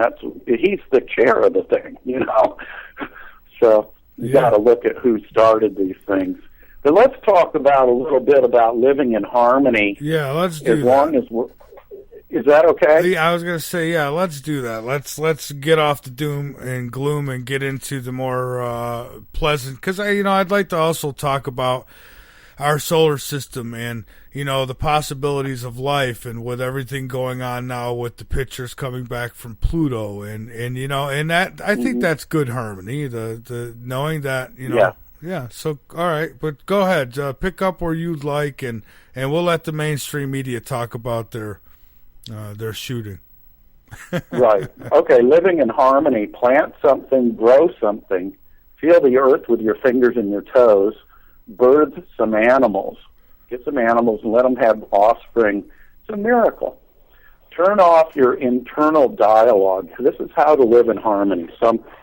From my perspective. Turn off your internal dialogue. Turn off your internal clock. Get outside of time. It makes you younger, by the way, because you don't age when you're outside of time. Personal note, I go into this state when I play music, and I look 20 years younger than my actual earth age, because when I go into music, I go into a state where I'm outside of time, and then you don't age. How do you turn off your internal dialogue? Now, there are people like Carlos Castaneda and others who have studied this and written about it. How do you turn off your internal dialogue? Be still. Listen. Turn off your internal clock and voice. Experience the moment. Okay, that's easy to say. How do we do it? Control your dreams. Learn to be aware during dreaming. You run a pilot or supervisory consciousness while you're dreaming. Wake yourself up in the dream and continue dreaming. If you have a recurrent dream, you can prime yourself before you go to sleep. Quote, I'm going to wake up, and when I get to this point in the dream, I'm going to be conscious. You'll find that you can do this with practice. Now, how I learned to do this was as a child. I had horrible, horrible recurring nightmares, so bad I didn't want to go to sleep. I'd try my hardest not to let myself go to sleep. And they were so bad, Mike, that after a while I said, I've got to wake myself up out of this when it happens. Because I'd wake up just shuddering and, crying, covered with sweat. So I said, I got to wake myself up when I start going into this horrible thing. And I actually learned how to do it. When you can wake yourself up in your dream, you'll find your conscious mind is working too. You can wake yourself up or allow the dream to continue. Now, what I did, Mike, was I would shout at myself. I'd shout my name over and over. I shouted my name as loud as I could. And then I found that I woke up. And before I woke all the way up, I had my conscious mind going at the same time the dream was continuing, so I had both going on at once. You can wake yourself up or allow the dream to continue. Try both. Then the next thing you can do, you can learn how to fly in your dreams, which you can do, which I know. I fly in my dreams. So you can learn how to fly in your dreams. Prime yourself ahead of time and use your supervisory, your autopilot, to tell yourself commands like fly. Instead of shouting your name and saying, wake up, like Mike, wake up, Mike, wake. Instead of doing that, once you got so you can do that, then you can shout, fly, fly. Well, or you can say, continue dreaming. I've had that happen before where I'll doze off, getting into a sound sleep, and I'll hear somebody yell. It sounds like somebody yelled, Mike. Yeah. And, man, it scares the living daylights out of me. I jump up, and I'm like, did you just yell at me? And no, I didn't yell at you. It's like, wow, I heard somebody yell in my head. Right. Well, now, there are those things. I forget what they call it. There's a name for it that the military uses, and they can actually contact you. Remote viewing is what they call it. They can actually contact you at that moment you're between consciousness and falling to sleep. They can contact you and actually say things in your mind, and it sounds like a real voice in your head. And I think some of the theories about these shootings is they put people on these psychotropic drugs, and then they put them in a mind control program, and they can give them commands similar to that. Yeah. That's... So back to this. Once you've mastered these things in your dreams, you can learn to fly and wake up and keep dreaming in the conscious plane. So once you've learned how to fly and wake up in dreaming state, then you can learn how to do these things in the conscious state. White man calls practitioners of these arts shaman or shaman. They also call them medicine men or chiefs or chieftains. What they really are is leaders. They're people who can do this, are leaders of the people. They have great spiritual powers, and as such often are healers as well, just like the Demonic or Deer Hand in the Mayan calendar and day glyphs. Mastering flying, the practitioner moves on, or what white man would call a shaman, moves on to occupying a bird or animal's frame, such as eagle or crow. You may have a spirit animal. Say your spirit animal is crow. Then so you've learned how to fly in your dreams, and then you learn how to control and fly in your conscious state, and then you learn how to move yourself into, say, a crow's body or a deer's body or a wildcat's body. Let's just say crow. Then you become inside the crow, and it's flying around. You're seeing out of its eyes. You open your mouth, and you're going caw, caw, caw. You have the same experiences as the crow, seeing the fields below as the bird flies and making process stretching wings. In time, the practitioner returns to his own frame. He returns to his own body and comes back into consciousness. But this is moving on into shamanism, or some of the American Indian and Siberian, the people in Russia, native Siberians, they all do this too. Spiritual men or practitioners can then move to the moon, to other locations in the solar system. So they've learned how to take over the body of a crow or a panther. Then they can move to the moon and other locations, solar system, and even beyond. White man calls this time-space travel. Excuse me. Mm-hmm.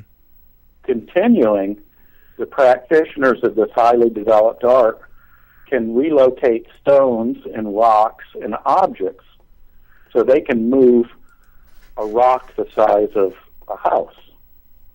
They can shape them and we have the Inca stoneworks. The building-sized stones moved hundreds of miles from their quarry points and joined so perfectly that they stand today, and a piece of paper can't be inserted between the irregular-shaped blocks. No mortar or sealant was used. Excuse me. Well, so Machu Picchu and great Inca stoneworks could have actually been built using this technology. It may not have been, but it could have been. So these are all things that the mind can do.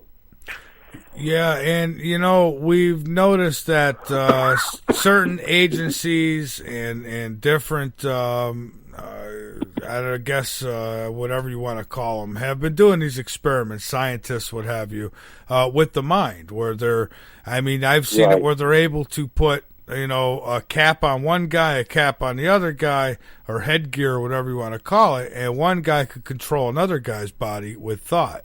Now, they've come pretty close. They've been wanting to find the God particle and all these things of the mind, and they're basically, figuring out, they've reverse engineered the human being.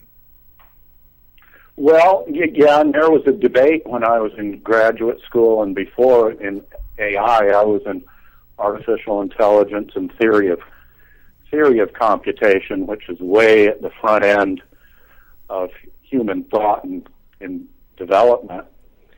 And there was a debate back then.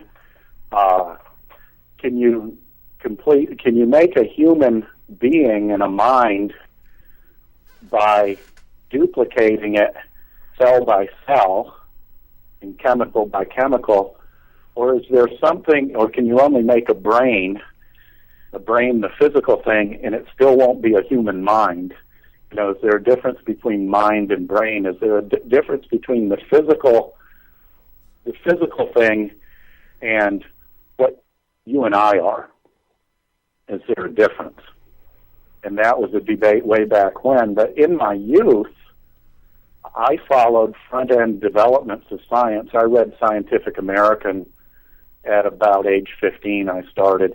And it was obvious to me that they were actually creating the world as they created new concepts, because they'd think up a new way, like mathematically or scientifically, of describing, first it was Niels Bohr back in 1890 and 1920, and Einstein and Niels Bohr and Heisenberg. These guys said, well, it's Heisenberg and Bohr, really, and then Einstein came after them. But they said, well, there's this little thing called an atom, and it's got a nucleus and it's got electrons spinning around it. And they said it's got to be true because we figured it out, and matter behaves that way.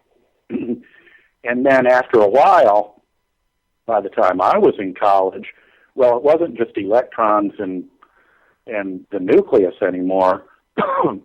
Excuse me. All of a sudden it was, well, there are muons and pions and mesons and all these subatomic particles, and it goes on forever.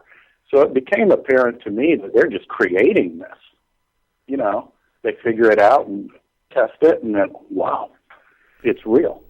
Yeah. And that's kind of the way I look at it, is we literally create it. And I'd rather create something else other than this matrix thing. Oh, I absolutely would, too. And, George, if you wouldn't mind, hang on one more time. We've got one more break we've got to get out of the way here, and then you and I will come back and talk some more. I'm going to put you on hold. It's going to get a little quiet for you, but we'll be back. Folks, all of you who are listening, if you would like to call in, wherever you'd like to go, whether it's on topic or off topic, we'll take your calls at 803-317-2264. And again, you can call in on Skype. Our Skype ID is Late Night in the Midlands. And wait until after the break, please. And by the way, I'm looking at this and I'm thinking, and my mind's always working. And so we've got the shooting in Charleston, and now you've got the shooting in Louisiana. And here are two states that have been very lenient on their gun laws. I'm telling you, there's connecting the dots. That's what we do here. I'm Michael Vera. This is Late Night in the Midlands on the LNM Radio Network. My guest, George McClure, will be back, and we hope to hear from some of you.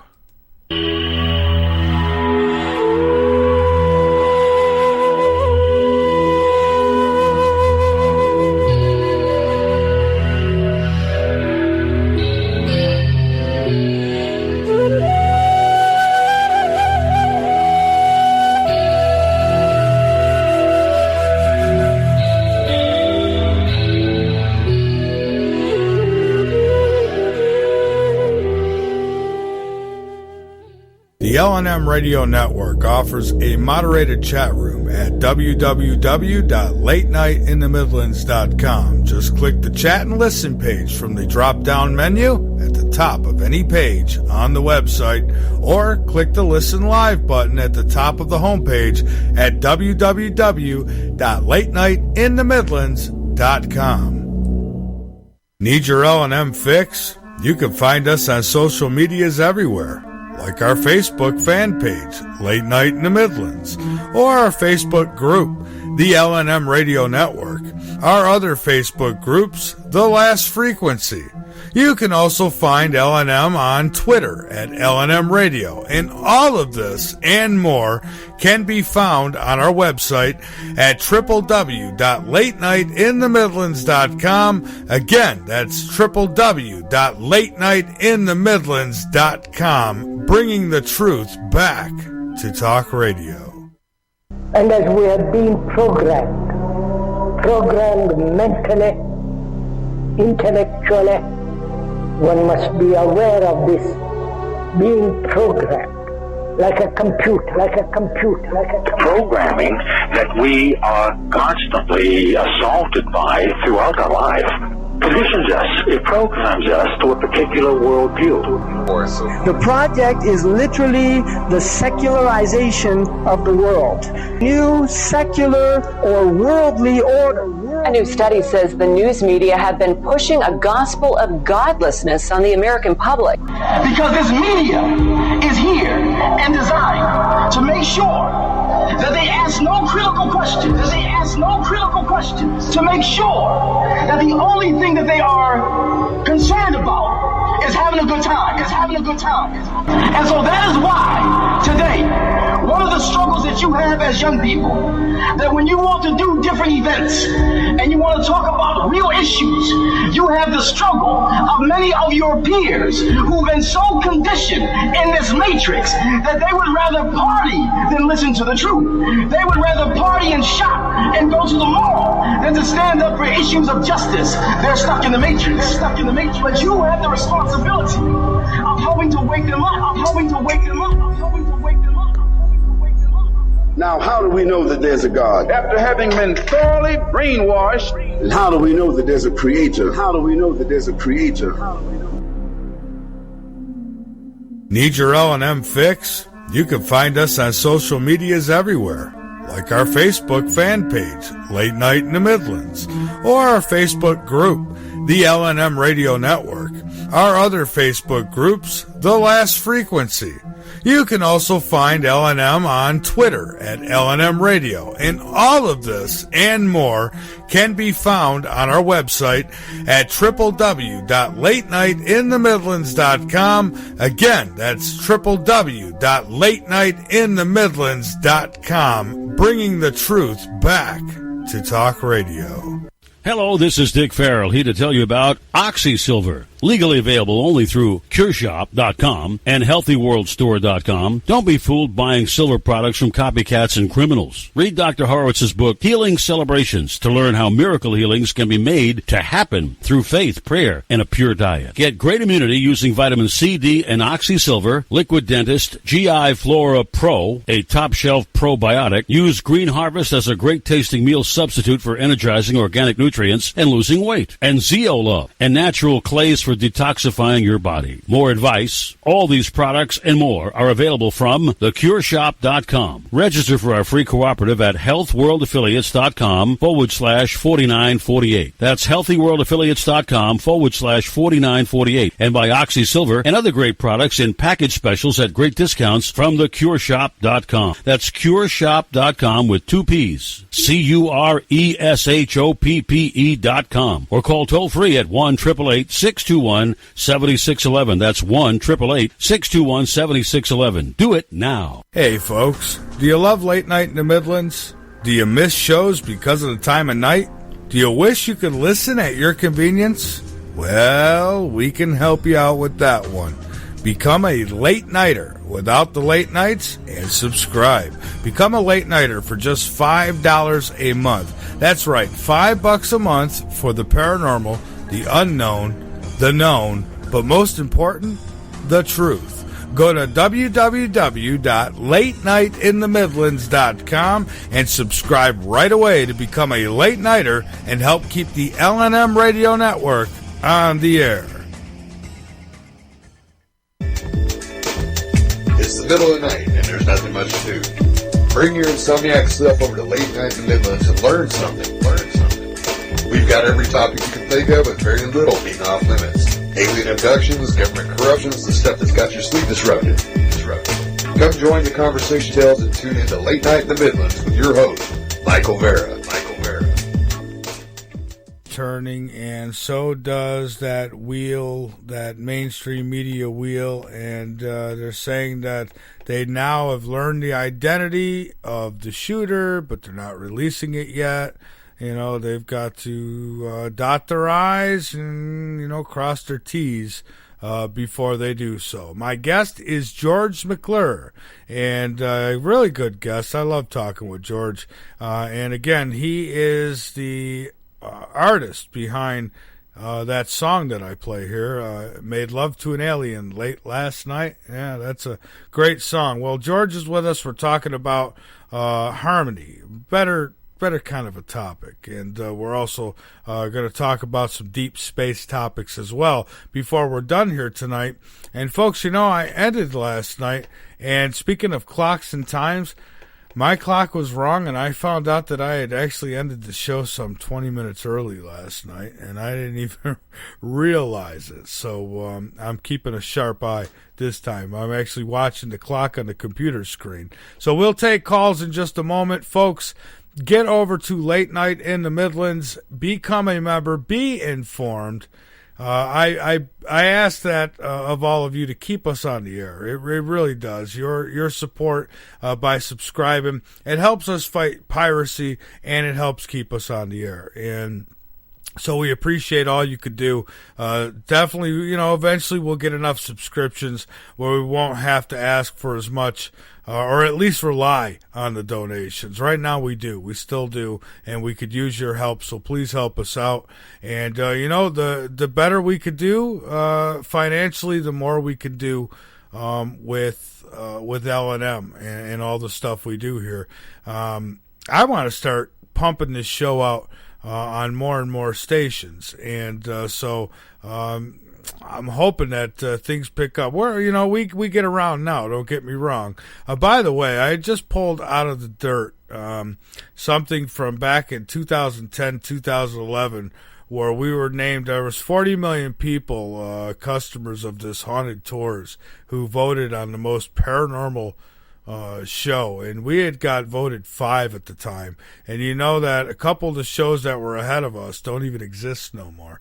So I'm sure if the vote was taken now, well, I don't know though, but we're not as paranormal as we used to be. But we still cover it quite a bit. But yeah, we made number 5. That was pretty impressive for me at that time. So that's one of our accomplishments, and we're going to get it about us up on the website soon. With all that, we may as well, right? Everybody else brags. So, all right, let's get back to it. George McClure, we are back, and they said they now have the name of the shooter, but they're not releasing it, just to give you an update. But off of that, we've recently got some pictures of Jupiter, or not Jupiter, but Pluto, And they look pretty interesting. We've had interesting photos come back from Mars and all these other places. And I'm thinking, and now they just announced that there's another planet within our galaxy that is at the same exact distance from its sun as Earth. It is like a twin Earth. And they're saying that there could be life. Do you think that they're slowly conditioning us for a worldwide disclosure now? Well, I don't think so much as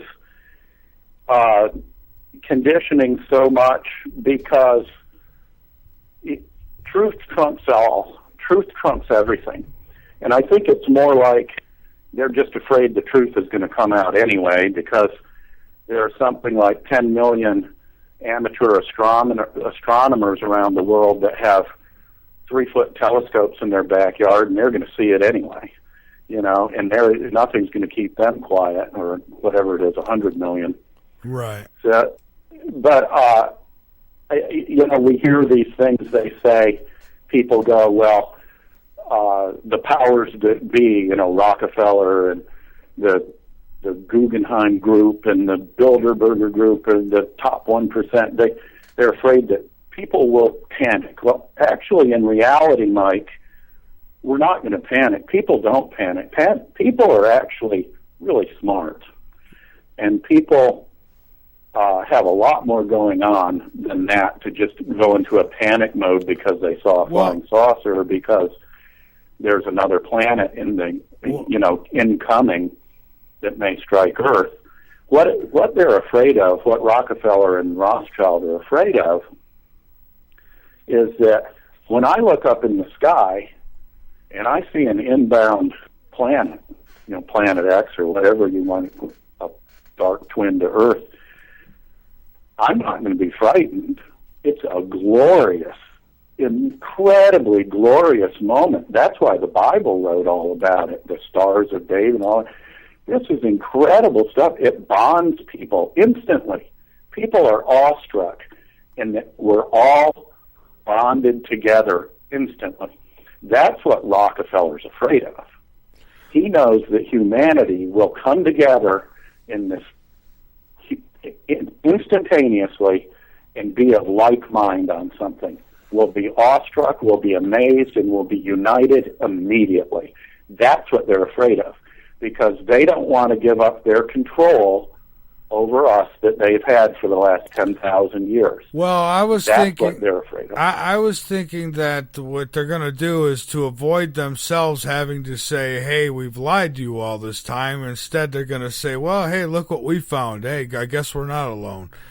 And try to sweep everything they've hid under the rug. Now, one of our listeners, and I'm sure many people think this, as a matter of fact, is that they're setting us up for a false flag alien invasion. And I'm wondering, how do the ETs feel about that? Yeah, I've thought that for years. Mm-hmm. Ever since, I read in the Scientific American, is back in the 90s, that they announced, as research briefs and research articles, and they said, well, we've got these giant holograms. They're essentially holograms that they project up into the sky, and they could project to Jesus up there or whatever they want. But this was like almost 20 years ago. So I knew since then that, they're going to be fiddling around with these things.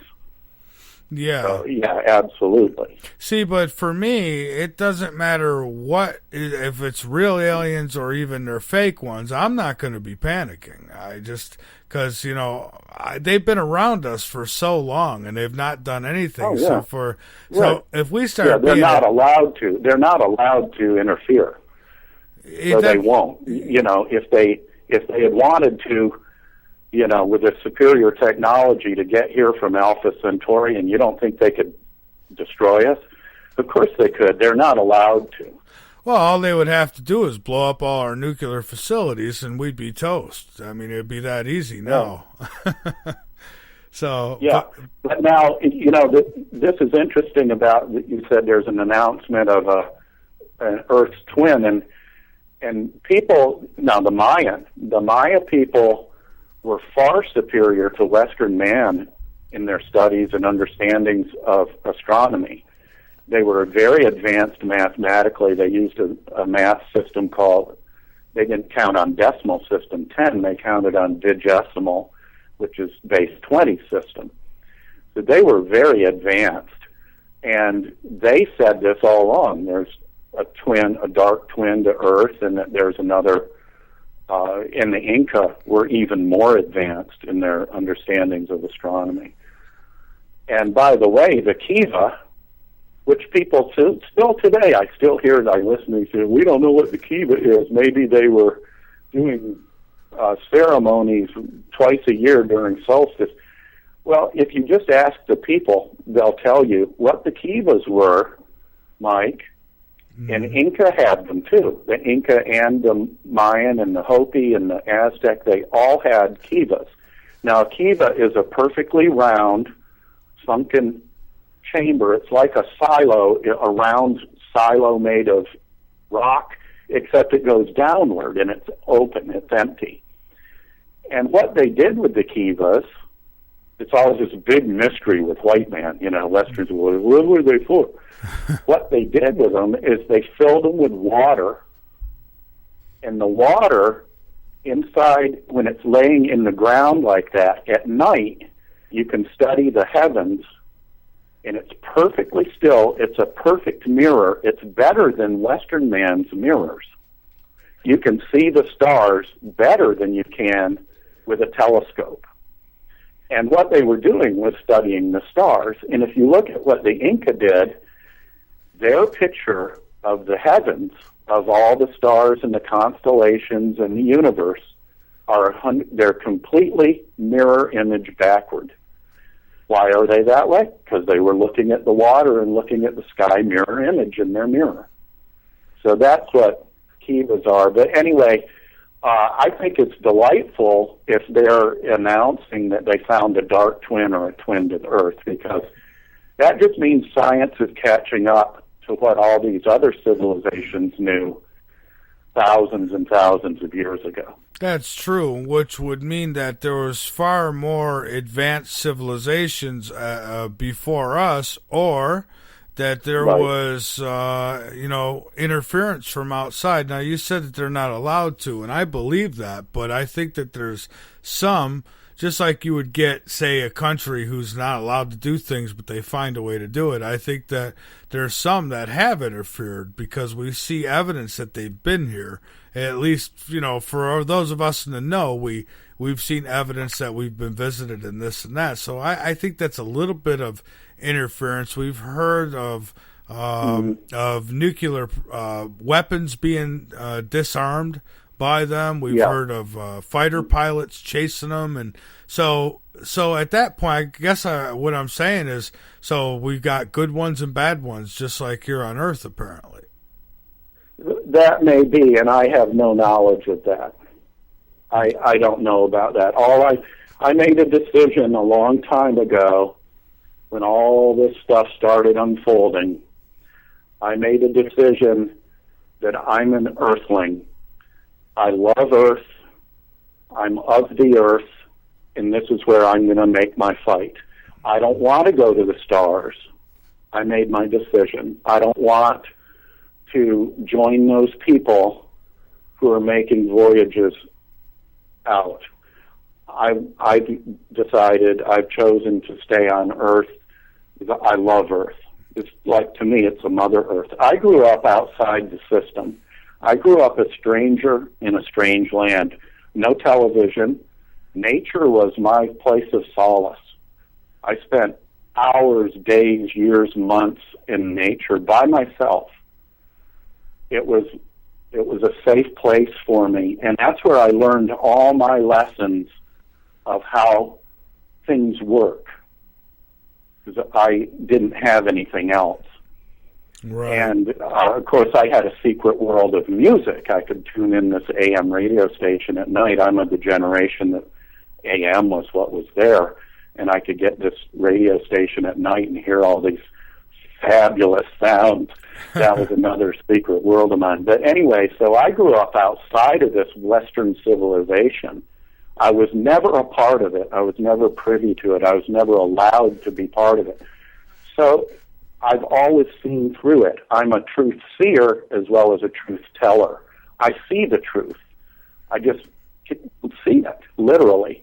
And so in seeing, in a way, I've always expected this. I've always seen it. I read the book, the George Orwell book, 1984, like you and everybody else has. I said, well, mind blower. You know, I knew this was coming because this is how the people act. This is how they, and so I've seen it from the beginning. And I just, what Grandfather says, and you can hear Grandfather if you go to my website, go to georgemcclure.net, and Grandfather's there in a YouTube video. Grandfather says, if you don't learn how to grow something, get your hands in the dirt, and learn how to take care of yourself, it's very doubtful that you will make it through this. That's right. That's right. And we're at a point now where we have to be doing that because, as you said, this whole thing's coming apart. And it's not every month or every year now. It's like they're escalating, what is it, every week or every day now they're going to start these. Right. And George, I'm concerned about society as a whole, and here's why, is because, as you know, people for decades have been conditioned to, back when I was growing up, Dad had, we'd work out in the gardens out there with him. We'd have tomatoes and different things growing, fruit trees, and you look at now, and everyone's just, well, I'm going to Walmart to get my groceries, and well, one day those shelves are not going to be available to you all, and how many people don't have a plan? Their plan's going to be to rob you or me, and that's going to be a bad move. Right. Well, the cities are going to be the bad place to be because people don't have access to water, even, water or food. And it's going to become chaotic in cities. And so, that's what these UN forces are doing, right? The UN forces are moving into North America in the tanks and the armored vehicles and everything else. They're preparing for that. But if you're in the country, you're going to be much better off or if you're growing a garden in your backyard. But, it's going to get very, very nasty unless we can stop it and turn it around. Yeah, and I'm not so sure we can. I don't want to sound like the black cloud over the country here, but I'm not so sure we can. I think we could, but what it would take to do it, I'm not so sure that people are up for the task. I think they're all waiting for somebody to come knock at their door, and at that point, somebody's going to probably wind up getting shot, and it's going to be on like a pot of neck bones, as they say here in the South. Yeah. But yeah. Well, like we pointed out, in order to understand a better way, let's understand what's wrong with this way. Well, David Rockefeller and Jacob Rothschild are the head of the viper. They're the head of the snake. The old adage, you cut off the head of the snake and you kill the snake, but you cut off the tail and the rattlers, and they just grow right back. And that's why I'm always saying it's one person. It's David Rockefeller, and then behind the screen it's Jacob Rothschild. That's why I'm always saying that. You cut off the head of the snake and you kill the snake. But like I pointed out, we pointed out the fundamental flaws in the Gregorian calendar. And then we can look at another calendar that maybe makes more sense, the Mayan Tzolk'in, that correlates to the gestation period of people, and it marks every 3 or every 5 eclipses. 3 eclipses fit perfectly into every 260-day cycle. And now let's look at some of the fundamental flaws in Western civilization, which means Western science. They have a concept of time that's linear. It's called linearity, linear time. And There's actually, in reality, there's absolutely no evidence in the universe that time is linear. In fact, all the evidence is that everything is cyclical. So let's look at this tadpole thing. Now, when I was a boy, and I think all boys are absolutely fascinated with tadpoles and frogs. They go through a period. You go through a period, I don't know, 7 or 8 or something. I've got a million frogs around here right now, and I'm wondering, where are they coming from? Don't they start in water? And I'm thinking, well, how the hell are they getting way over here? Because I don't have water near me. Anyways. And I think, when I was a boy, a lot of girls were fascinated with them too. So and I had this pond next. I'd go over the pond every day and wade around in it. Well, I saw these tadpoles, and they're swimming around. They have a tail, and then they start growing little tiny feet. I go over there every day. They're growing little feet. I'm amazed. And then their tail drops off, and they crawl up on land, and they're little frogs. Blew my mind.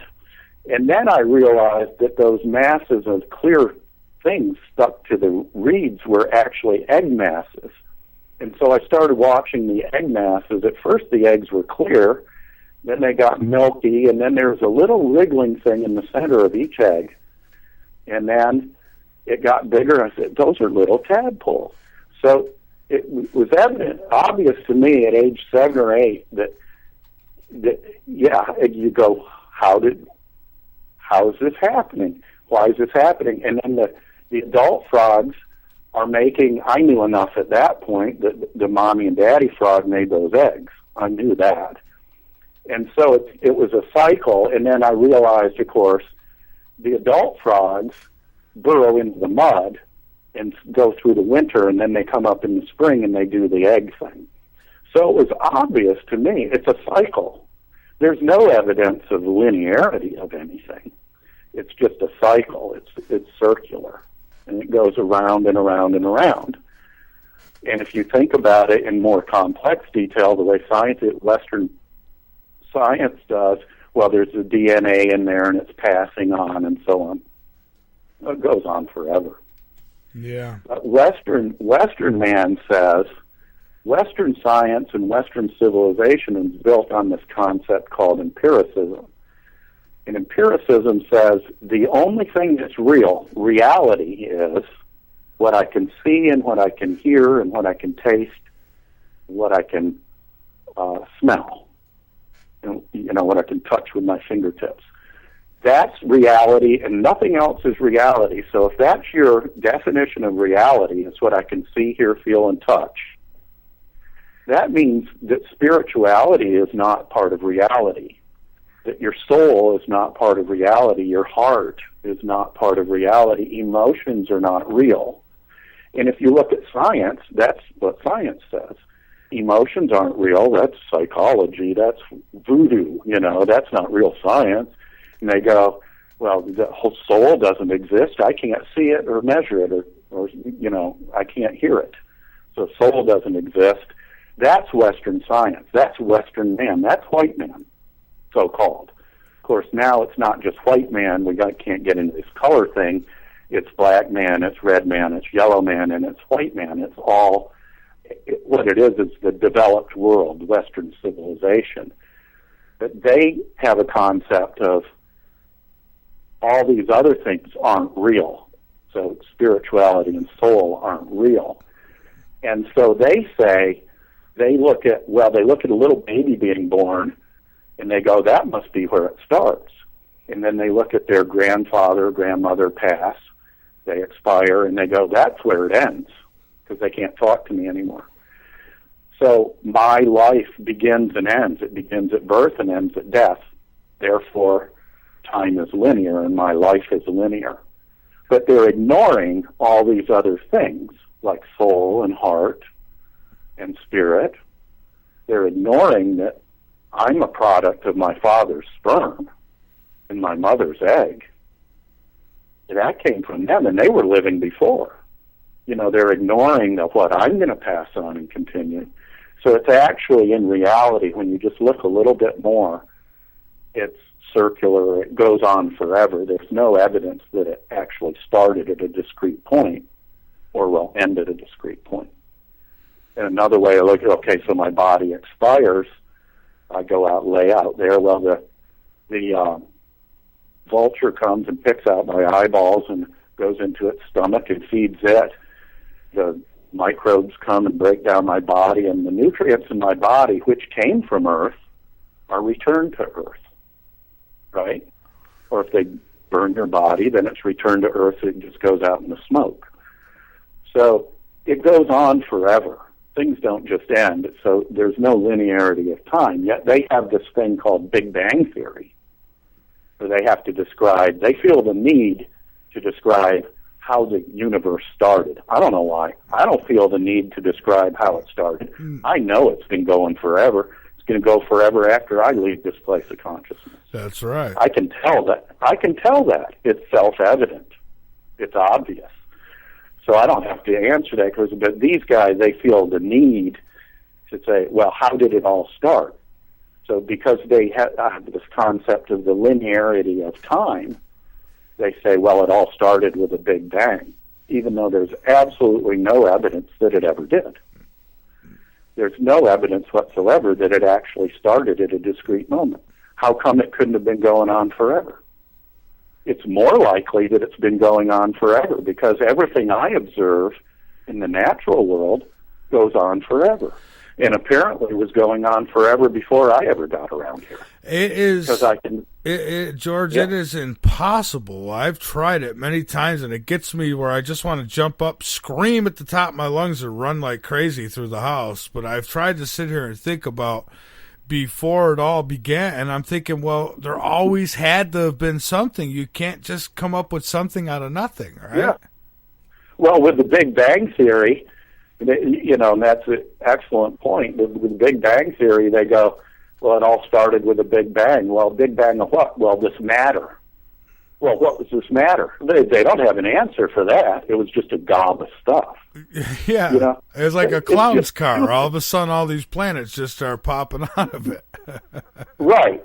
I mean, it's just absurd if you think about it, that, you know, they're trying to answer how it started, but they don't ever even answer that. And it's like, why don't you answer it? But, and they have a linear concept. And they say the Big Bang Theory, we can talk about it for just, it's real quick to get a grasp of it. They say that it all started because and this is a fact that I can see, I can look through a telescope and see this, that everything in the observable universe is spreading apart from everything else at an equal rate. So they call it the expanding universe. Everything's expanding. It's not expanding from a central point. Everything's moving away from everything else. Oh, okay, I'm cool with that. I don't feel the need to answer why, but they do. So they say, well, it had to have started with an explosion because that's the only thing we can figure out that makes everything expand. Well, it's all they think of is exploding things. I know. So, but go ahead. So what do you think? Yeah. So they go, well, it really can't be an explosion because if you just visualize a tennis ball down in the corner of the room you're in right now, just visualize there's a tennis ball down there. And the thing explodes like it's plastic explosive, and it explodes. Well, everything's going to move away from that center point, the little sphere, the little ball. Everything's going to move away from that sphere, that center point. But that's not what's happening in the universe. In the universe, everything's moving apart from everything else. It's expanding. So they go, well, it couldn't have been a ball that exploded then. It had to be something in the shape of a donut. And the donut exploded. And because it's a donut, not a ball, that explains why everything's moving away from everything else at an equal speed, which is patently absurd. It's patently stupid. You know, if I've got a donut sitting down there on the floor made of plastic, and it explodes, I guarantee you, man, everything's still moving away from that center donut point. You know? Right. This is how ridiculous they are. And that's the Big Bang Theory. And And notice it's called a theory. It's very important to listen to the words. If it's called a theory, that means they don't know it, like the theory of relativity, the special theory, or what was the theory of evolution. Notice it's called a theory because they don't know for sure. There's not solid, concrete evidence for it. Yeah, and that's that means true. You have to examine it. You need to question it. Yeah, and that's it might true. be true, but it might be true, but it might not be true. And they do, and they have a lot of theories. And even when they, and they'll put these things in textbooks to teach our kids, and then when they find out they're wrong, they don't go back and correct these things. So exactly, that's a problem too. And so and they say that eventually our moon is going to move so far away from us. And that we're going to move so far away from everything else. So, eventually that will happen, right? If we don't get hit with something first. Well, it will, but, I'll tell you, Mike, my perspective is, why should I worry about it? I'm more interested in growing some fruit or some potatoes or something to live on.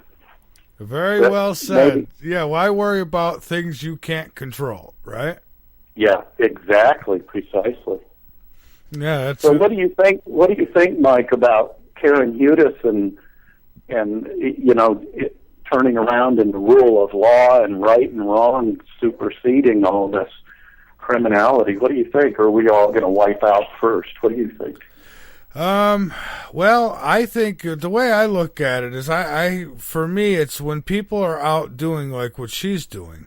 I hope that they have really good protection, and if they don't, and nothing happens to them, I sometimes wonder. So I'm not sure. I think she's very brave to be doing what she's doing, and and that's what we need: more people to get involved in higher places, to step up and do what needs to be done.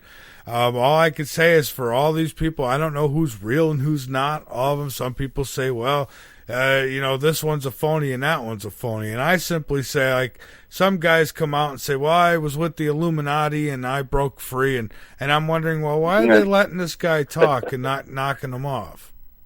Yeah, I'm really deeply skeptical about people that I have a good close friend, and I went up to Alaska during the pipeline, and I sat and talked with these people, and I'm a chaplain, and they told me their inner secrets, and I'm going to sell them to you in a book or in a CD, just $10.95, Yeah. So that kind of stuff, I'm deeply skeptical. They're either a mouthpiece for David Rockefeller, or they're just making money off of whatever they're doing. Right, but I've had Karen on the show, and I like her, and she seems to be doing some good work. I don't have anything bad or negative to say about her.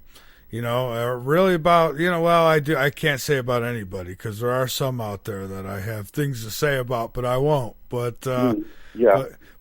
Now let me ask you this: what is your position? I mean, the whole NASA workings and all that. What is your position on Planet X? And I know you and I talked about this a while back on another show, The Last Frequency. But I'm wondering, where do you stand on that now today? And not that you'd worry about it, because again, why worry about something you can't control? But I'm fascinated with that kind of thing. Well, I'm thrilled that you told me tonight that a twin Earth was found, because all the ancient cultures have been talking about this forever, the dark twin. And the Planet X, I'm still trying to clarify in my mind if it's Sedna or not, because Sedna's running on a 3,200-year orbit, and it seems like it possibly is Planet X, but then there are all these other aberrations in the outer planet's orbits that are clearly indicating there's another body or more than multiple bodies in our solar system that are on contrary orbits like Sedna is. And I think it would be the wonder of the ages if the thing comes by. That's what I think. I read Velikovsky as a boy, Immanuel Velikovsky. I still have 2 of his books on my shelf right next to my desk. As just phenomenal work the guy did. And Worlds in Collision is the title of one of his books. Of course, he was absolutely ostracized, Russian scientist. But this stuff is fascinating to me, and there's so much evidence for it. What he said was either a huge Planet X or a huge heavenly body of another sort came by and actually caused Mars to fall out of its orbit. And Mars and Earth almost collided, and they exchanged atmosphere, and that's when Mars lost its atmosphere and most of its water. And that explains why there are canals on Mars, right? Sure. And polar ice caps. I mean, it's ice on the polar caps. When I was a boy, I'm in the generation where when I was young, they said the polar caps of Mars are made of frozen carbon dioxide. I said to myself, why should that be? And now it turns out, it's water, it's ice, and common sense has a way of winning out, just like truth does. But I'm fascinated with this stuff, Mike, and I don't know if Planet X is incoming, but I sure as hell hope so. To me, this would be the event of the ages, and I'm here to witness it. What could be more spectacular? What could be more spectacular than living through something like Velikovsky wrote about? The exchange of atmospheres of planets and stuff. I just think it would be fabulous. Oh, I think I hope it's true. Living through it, and I guess living through it would be good, depending on what the living is going to be like. If it's going to be where every man for himself, no water, no food, none of that. That's kind of. But I guess it would be a fascinating sight. Although a good thing that'd be the last pair of pants that I have to wear. Yeah, I hear you. What am I going to do when my shoes wear out? Yeah. Well, that's why we must listen to Grandfather, and we must all be growing our gardens and be independent. This grid, the energy grid, the fuel grid for our vehicles, the electrical energy grid, the food grid, the allopathic medical grid, they're all David Rockefeller. They're all Rockefellerian. We can talk about the lower levels of people, certainly that it diversifies, but it's all bad. And it's being dependent on it is going to be the end of us. Well, and I think we need to be off of that, and then we can kind of stand there in the field with a pitchfork in one hand and a hoe in the other, and hopefully we won't be so terrified. George, I think that this power grid is kind of for us. I think that they've got something much better in store for themselves, because I'd be curious as to what's powering their underground cities and facilities. I'm sure they're not hooked to the same power grid we are. Well, then I'm sure. I'm sure. Yeah. I'm not certain, but I'm sure. Then you get into the things like alternative energies, which I was studying several years ago, and I actually talked to one cat down in Mississippi on the phone who's been building cars that run on water and stuff like that, slurry running internal combustion motors. And I considered for a little while getting into that. Instead, I designed and built a passive solar off-grid micro farm. I call it a micro farm. It's not a mini farm, 20 acres. This is a micro farm. It's like 1.2 acres. And so I got into doing that instead, for fruit trees and everything on it. But yeah, I think alternative energies, they're certainly using them. There's no doubt about it. There's certified reports back when George Bush was the president of house-sized things floating over the Texas flatlands there going toward his house and, his ranch. And, with no sound, no visible means of, there's absolutely alternative energy going on. And there are a lot of people studying it, and there's so many people doing it all over the planet that they can't contain it anymore. That's why they're trying to shut the whole thing down and enslave the civilization, the population of humanity before we achieve this consciousness explosion, before we achieve this ascension of consciousness into a more spiritual plane where we're all together. Because I talk to everybody. I talk to all my neighbors. I talk to everybody everywhere I go.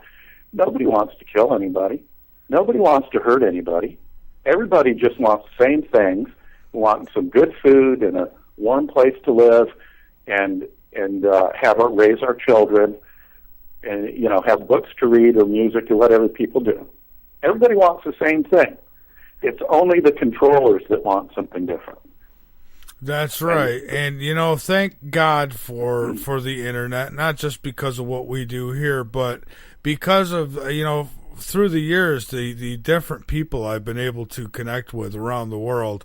And it turns out, growing up, I was always told, oh, Russians hate you and these people hate you and they want you dead. And, right. No, they don't. They want peace and they want their families to be okay and healthy, just like us.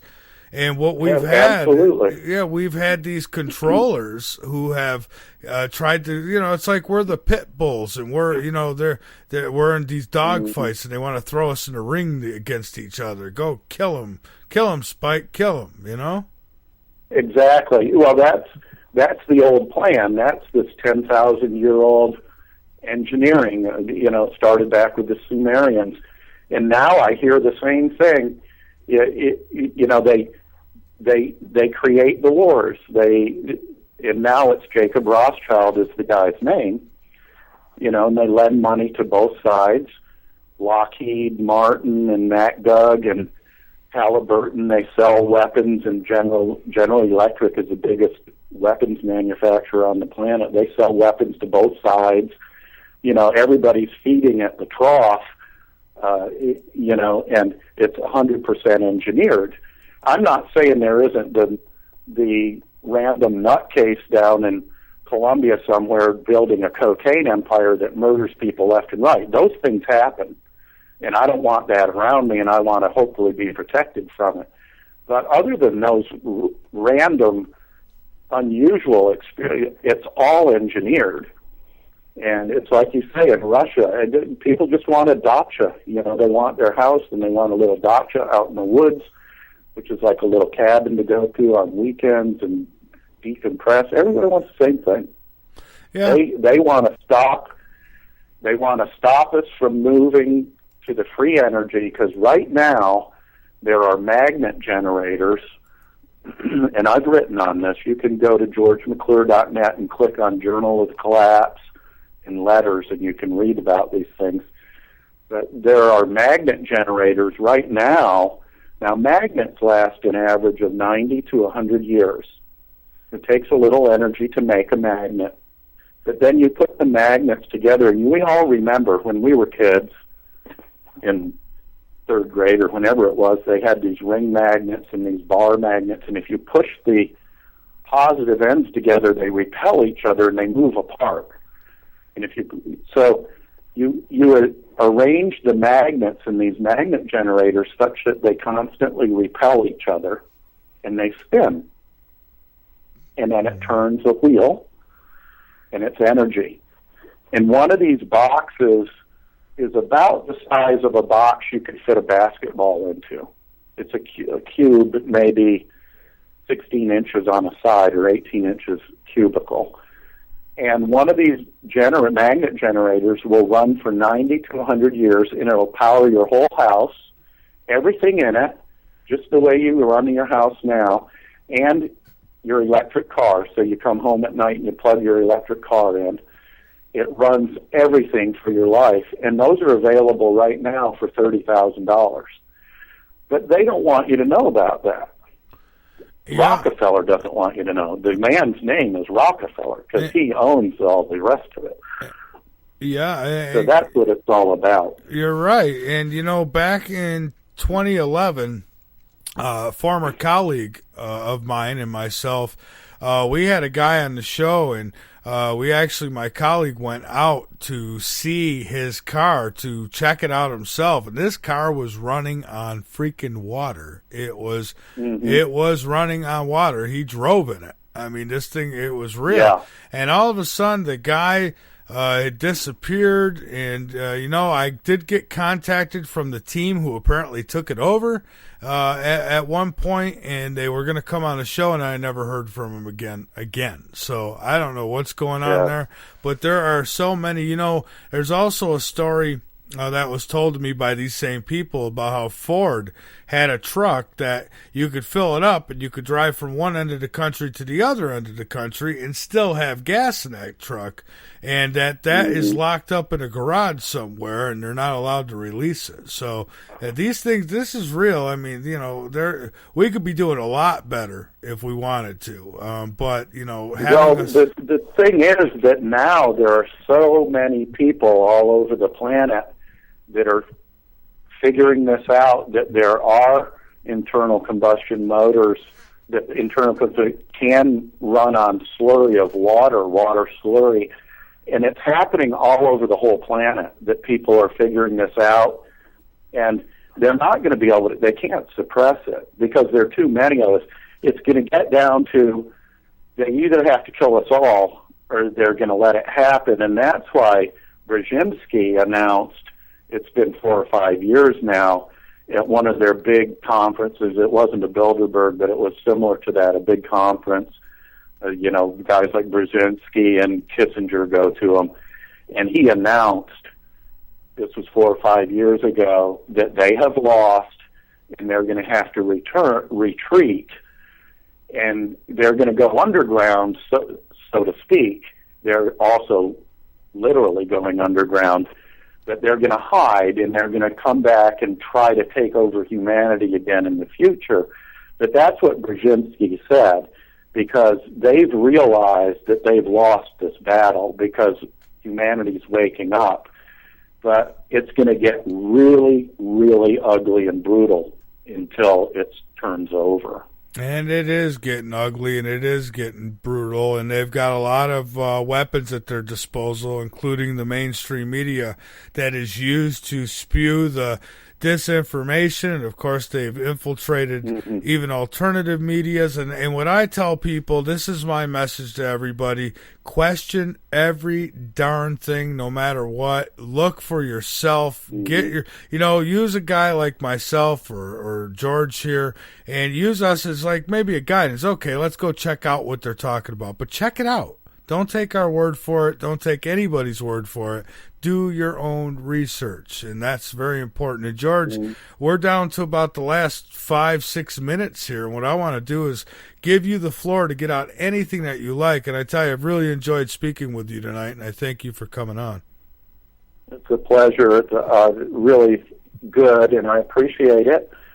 And thanks to our many fans and listeners tuning in. And you're doing a great thing, man. And, I'm going to make a little point, and I know this. Of course, I was SCI, SBSI, above top secret, federal compartmentalized. And there's one, and I'm afraid it's probably true of a lot of them, but there's one big independent news network that's 100% run by the military. It's 100% advocated. And the reason I haven't exposed it is because I think it's going to bring the hounds of Hades down upon me. But you have to be really, really careful, even with independent media. And that brings me to what I was saying about your show, Mike, is you're wide open. I don't see a bit of that happening, and I just hope you'll be able to continue with it. But we could do a little bit more on the Tzolk'in calendar, because we talked about some of the weaknesses and the nonsense in the Gregorian calendar and why it's there.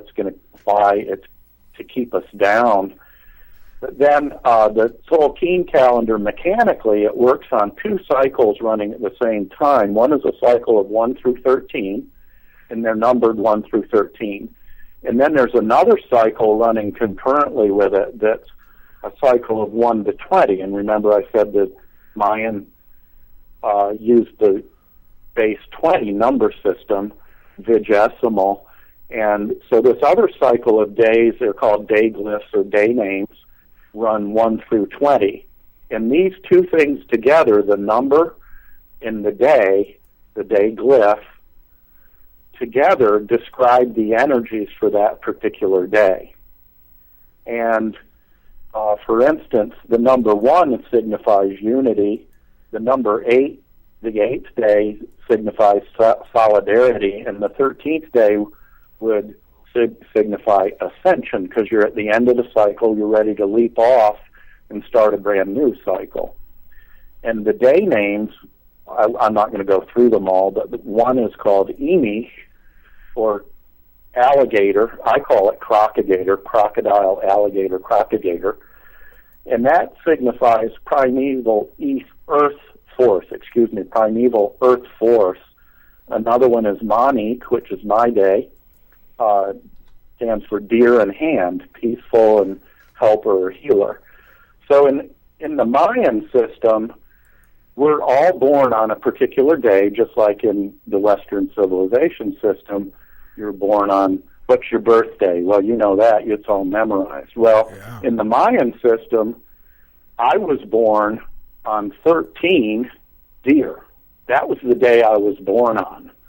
So 13 is the ascension of the cycle. Deer is the healer or helper, and the peace symbol of peace and peacefulness. Mm-hmm. And in Maya, the day you were born becomes your name.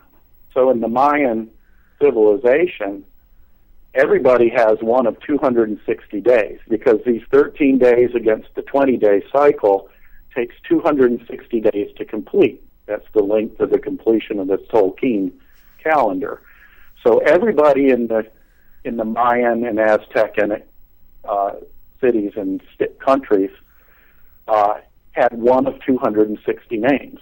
Well, and they had another name, the surname too, but they had, like my name would be 13 deer.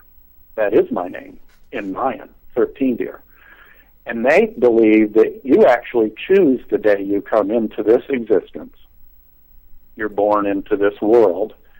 They said, well, you're born in on the day you want to be born in. The Hopi, many American Indians believe the same thing. You choose the day you come into this existence from somewhere else, because we're souls.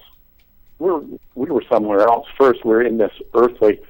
I'm a spiritual being having a human experience. I'm not a human being having a spiritual experience. I'm a spiritual being, and I'm going back from whence I came. When this part of my journey is done, I'm going back. I'm continuing. I've already seen the tunnel. I started going down it a few times. I already know what's going to happen. So yeah. So in the Mayan system, the days signify spiritual energy and energy that may be coming in from the universe. That's all I was saying on that topic. All right. Well, George, I thank you so much for sharing all this with us tonight, and we've got to have you back soon. Not put so much space in between it. I appreciate you being here, and thank you. Oh, you're more than welcome. Thank you. It's a pleasure, and I enjoyed it. And we'll say good night to everybody. All right. Thanks, well, what's the website again? One more time for everybody. GeorgeMcClure.net is the clearinghouse. It has links to my music, to all the articles I've written and posted online, letters to the governor of Tennessee and to the mayor. letters burning people's butts when they're stupid. And if you like that kind of thing, it can be entertaining. And for all my music things, go to officialgeorgemcclure.com or go to iTunes. I have 2 albums and DVDs on iTunes, and you can hear my music just about anywhere. Go to YouTube for free music and all kinds of goodies. We just posted a brand new video 2 days ago, and you can go check it out on YouTube. Just Google my name, and it'll come up. All right, great. Well, again, thank you, George. Keep up the great work, and keep your positive attitude. I love it. Thank you, man. Love you all. All right, right Night. back at you, my friend. Good night. All right, everybody. George McClure, there he goes. He has left the building. Fantastic guest. I love talking with people like George because he does. He looks at the positive side of things, and he looks at something like Planet X and says, well, what am I going to do about it? So there's no point in worrying about it. That's kind of where I am with it. But, folks, I want to go out tonight with George's song. We'll do that in just a minute. We're running out of time here. I do want to give a shout-out to our station manager and program director, Ira, and we hope you feel a little better, my friend. Of course, our substitute producer tonight, Crystal, thank you so much. And of course our webmaster, Jolene. A lot to remember here sometimes. You know, it wasn't too long ago. It was keep your eyes and so on and good night. And so now I've got people to thank, so I need to do that. But folks, yeah, definitely keep your eyes posted to the sky because you never know what you might see. Keep your ears posted to this broadcast because you never know what you might learn. I'll be back with you tomorrow night, folks, and we'll do this again. Good night, everybody.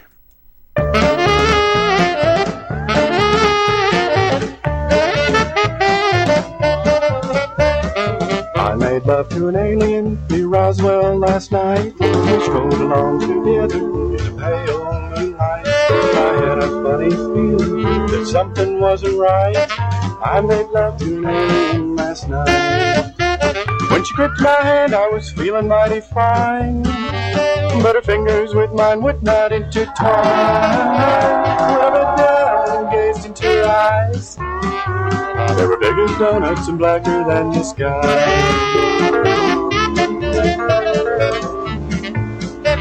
She said, I'm feeling lonely. I said, Lord, so am I. We'll stroll along together, but we won't question why. That ground beneath your feet is flashing red and white and sprouting little mushrooms left and right. Then she threw me down and put me on my back. To tell the truth, I thought I'd seen my last. But she settled down and snuggled in my arms, and I made love to that maid from the stars.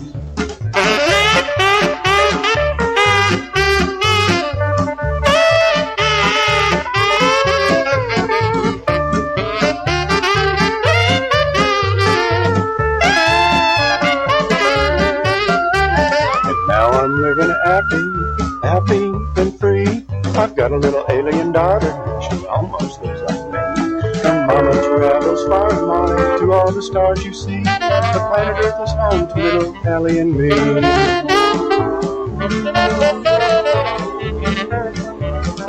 I made love to an alien near Roswell last night. We strolled along together in the desert moonlight. I had an awful feeling that something wasn't right. I made love to an alien. I made love to an alien. Yes, I made love to an alien last night.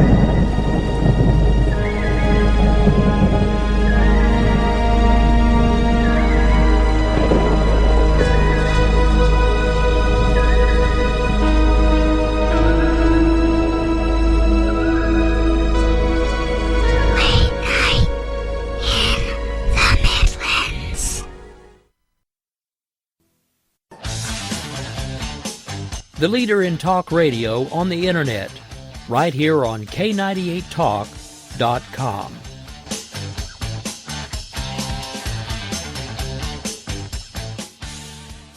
When our water heater broke down last month, it was a nightmare. It took 5 hours for the plumber to show up, and he charged us a couple of $100 just to come out. And then it cost another $1,800 to put in the new water heater. By the time it was all said and done, I felt like I'd been taken. But what else could I do? The smartest thing you can do is get a home warranty from American Residential Warranty. Their home warranties pay to repair or replace all your major appliances when they break, and they will break, and at the worst possible time. Call American Residential Warranty right now for free information on home warranties starting at just pennies a day. Don't wait for your refrigerator to stop running or your ceiling fans to stop turning. Call American Residential Warranty right now. Ask how you can save up to 50% on washer and dryer coverage. Just call 1-800-513-6154. That's 1-800-513-6154. Again, 1-800-513-6154. Call now.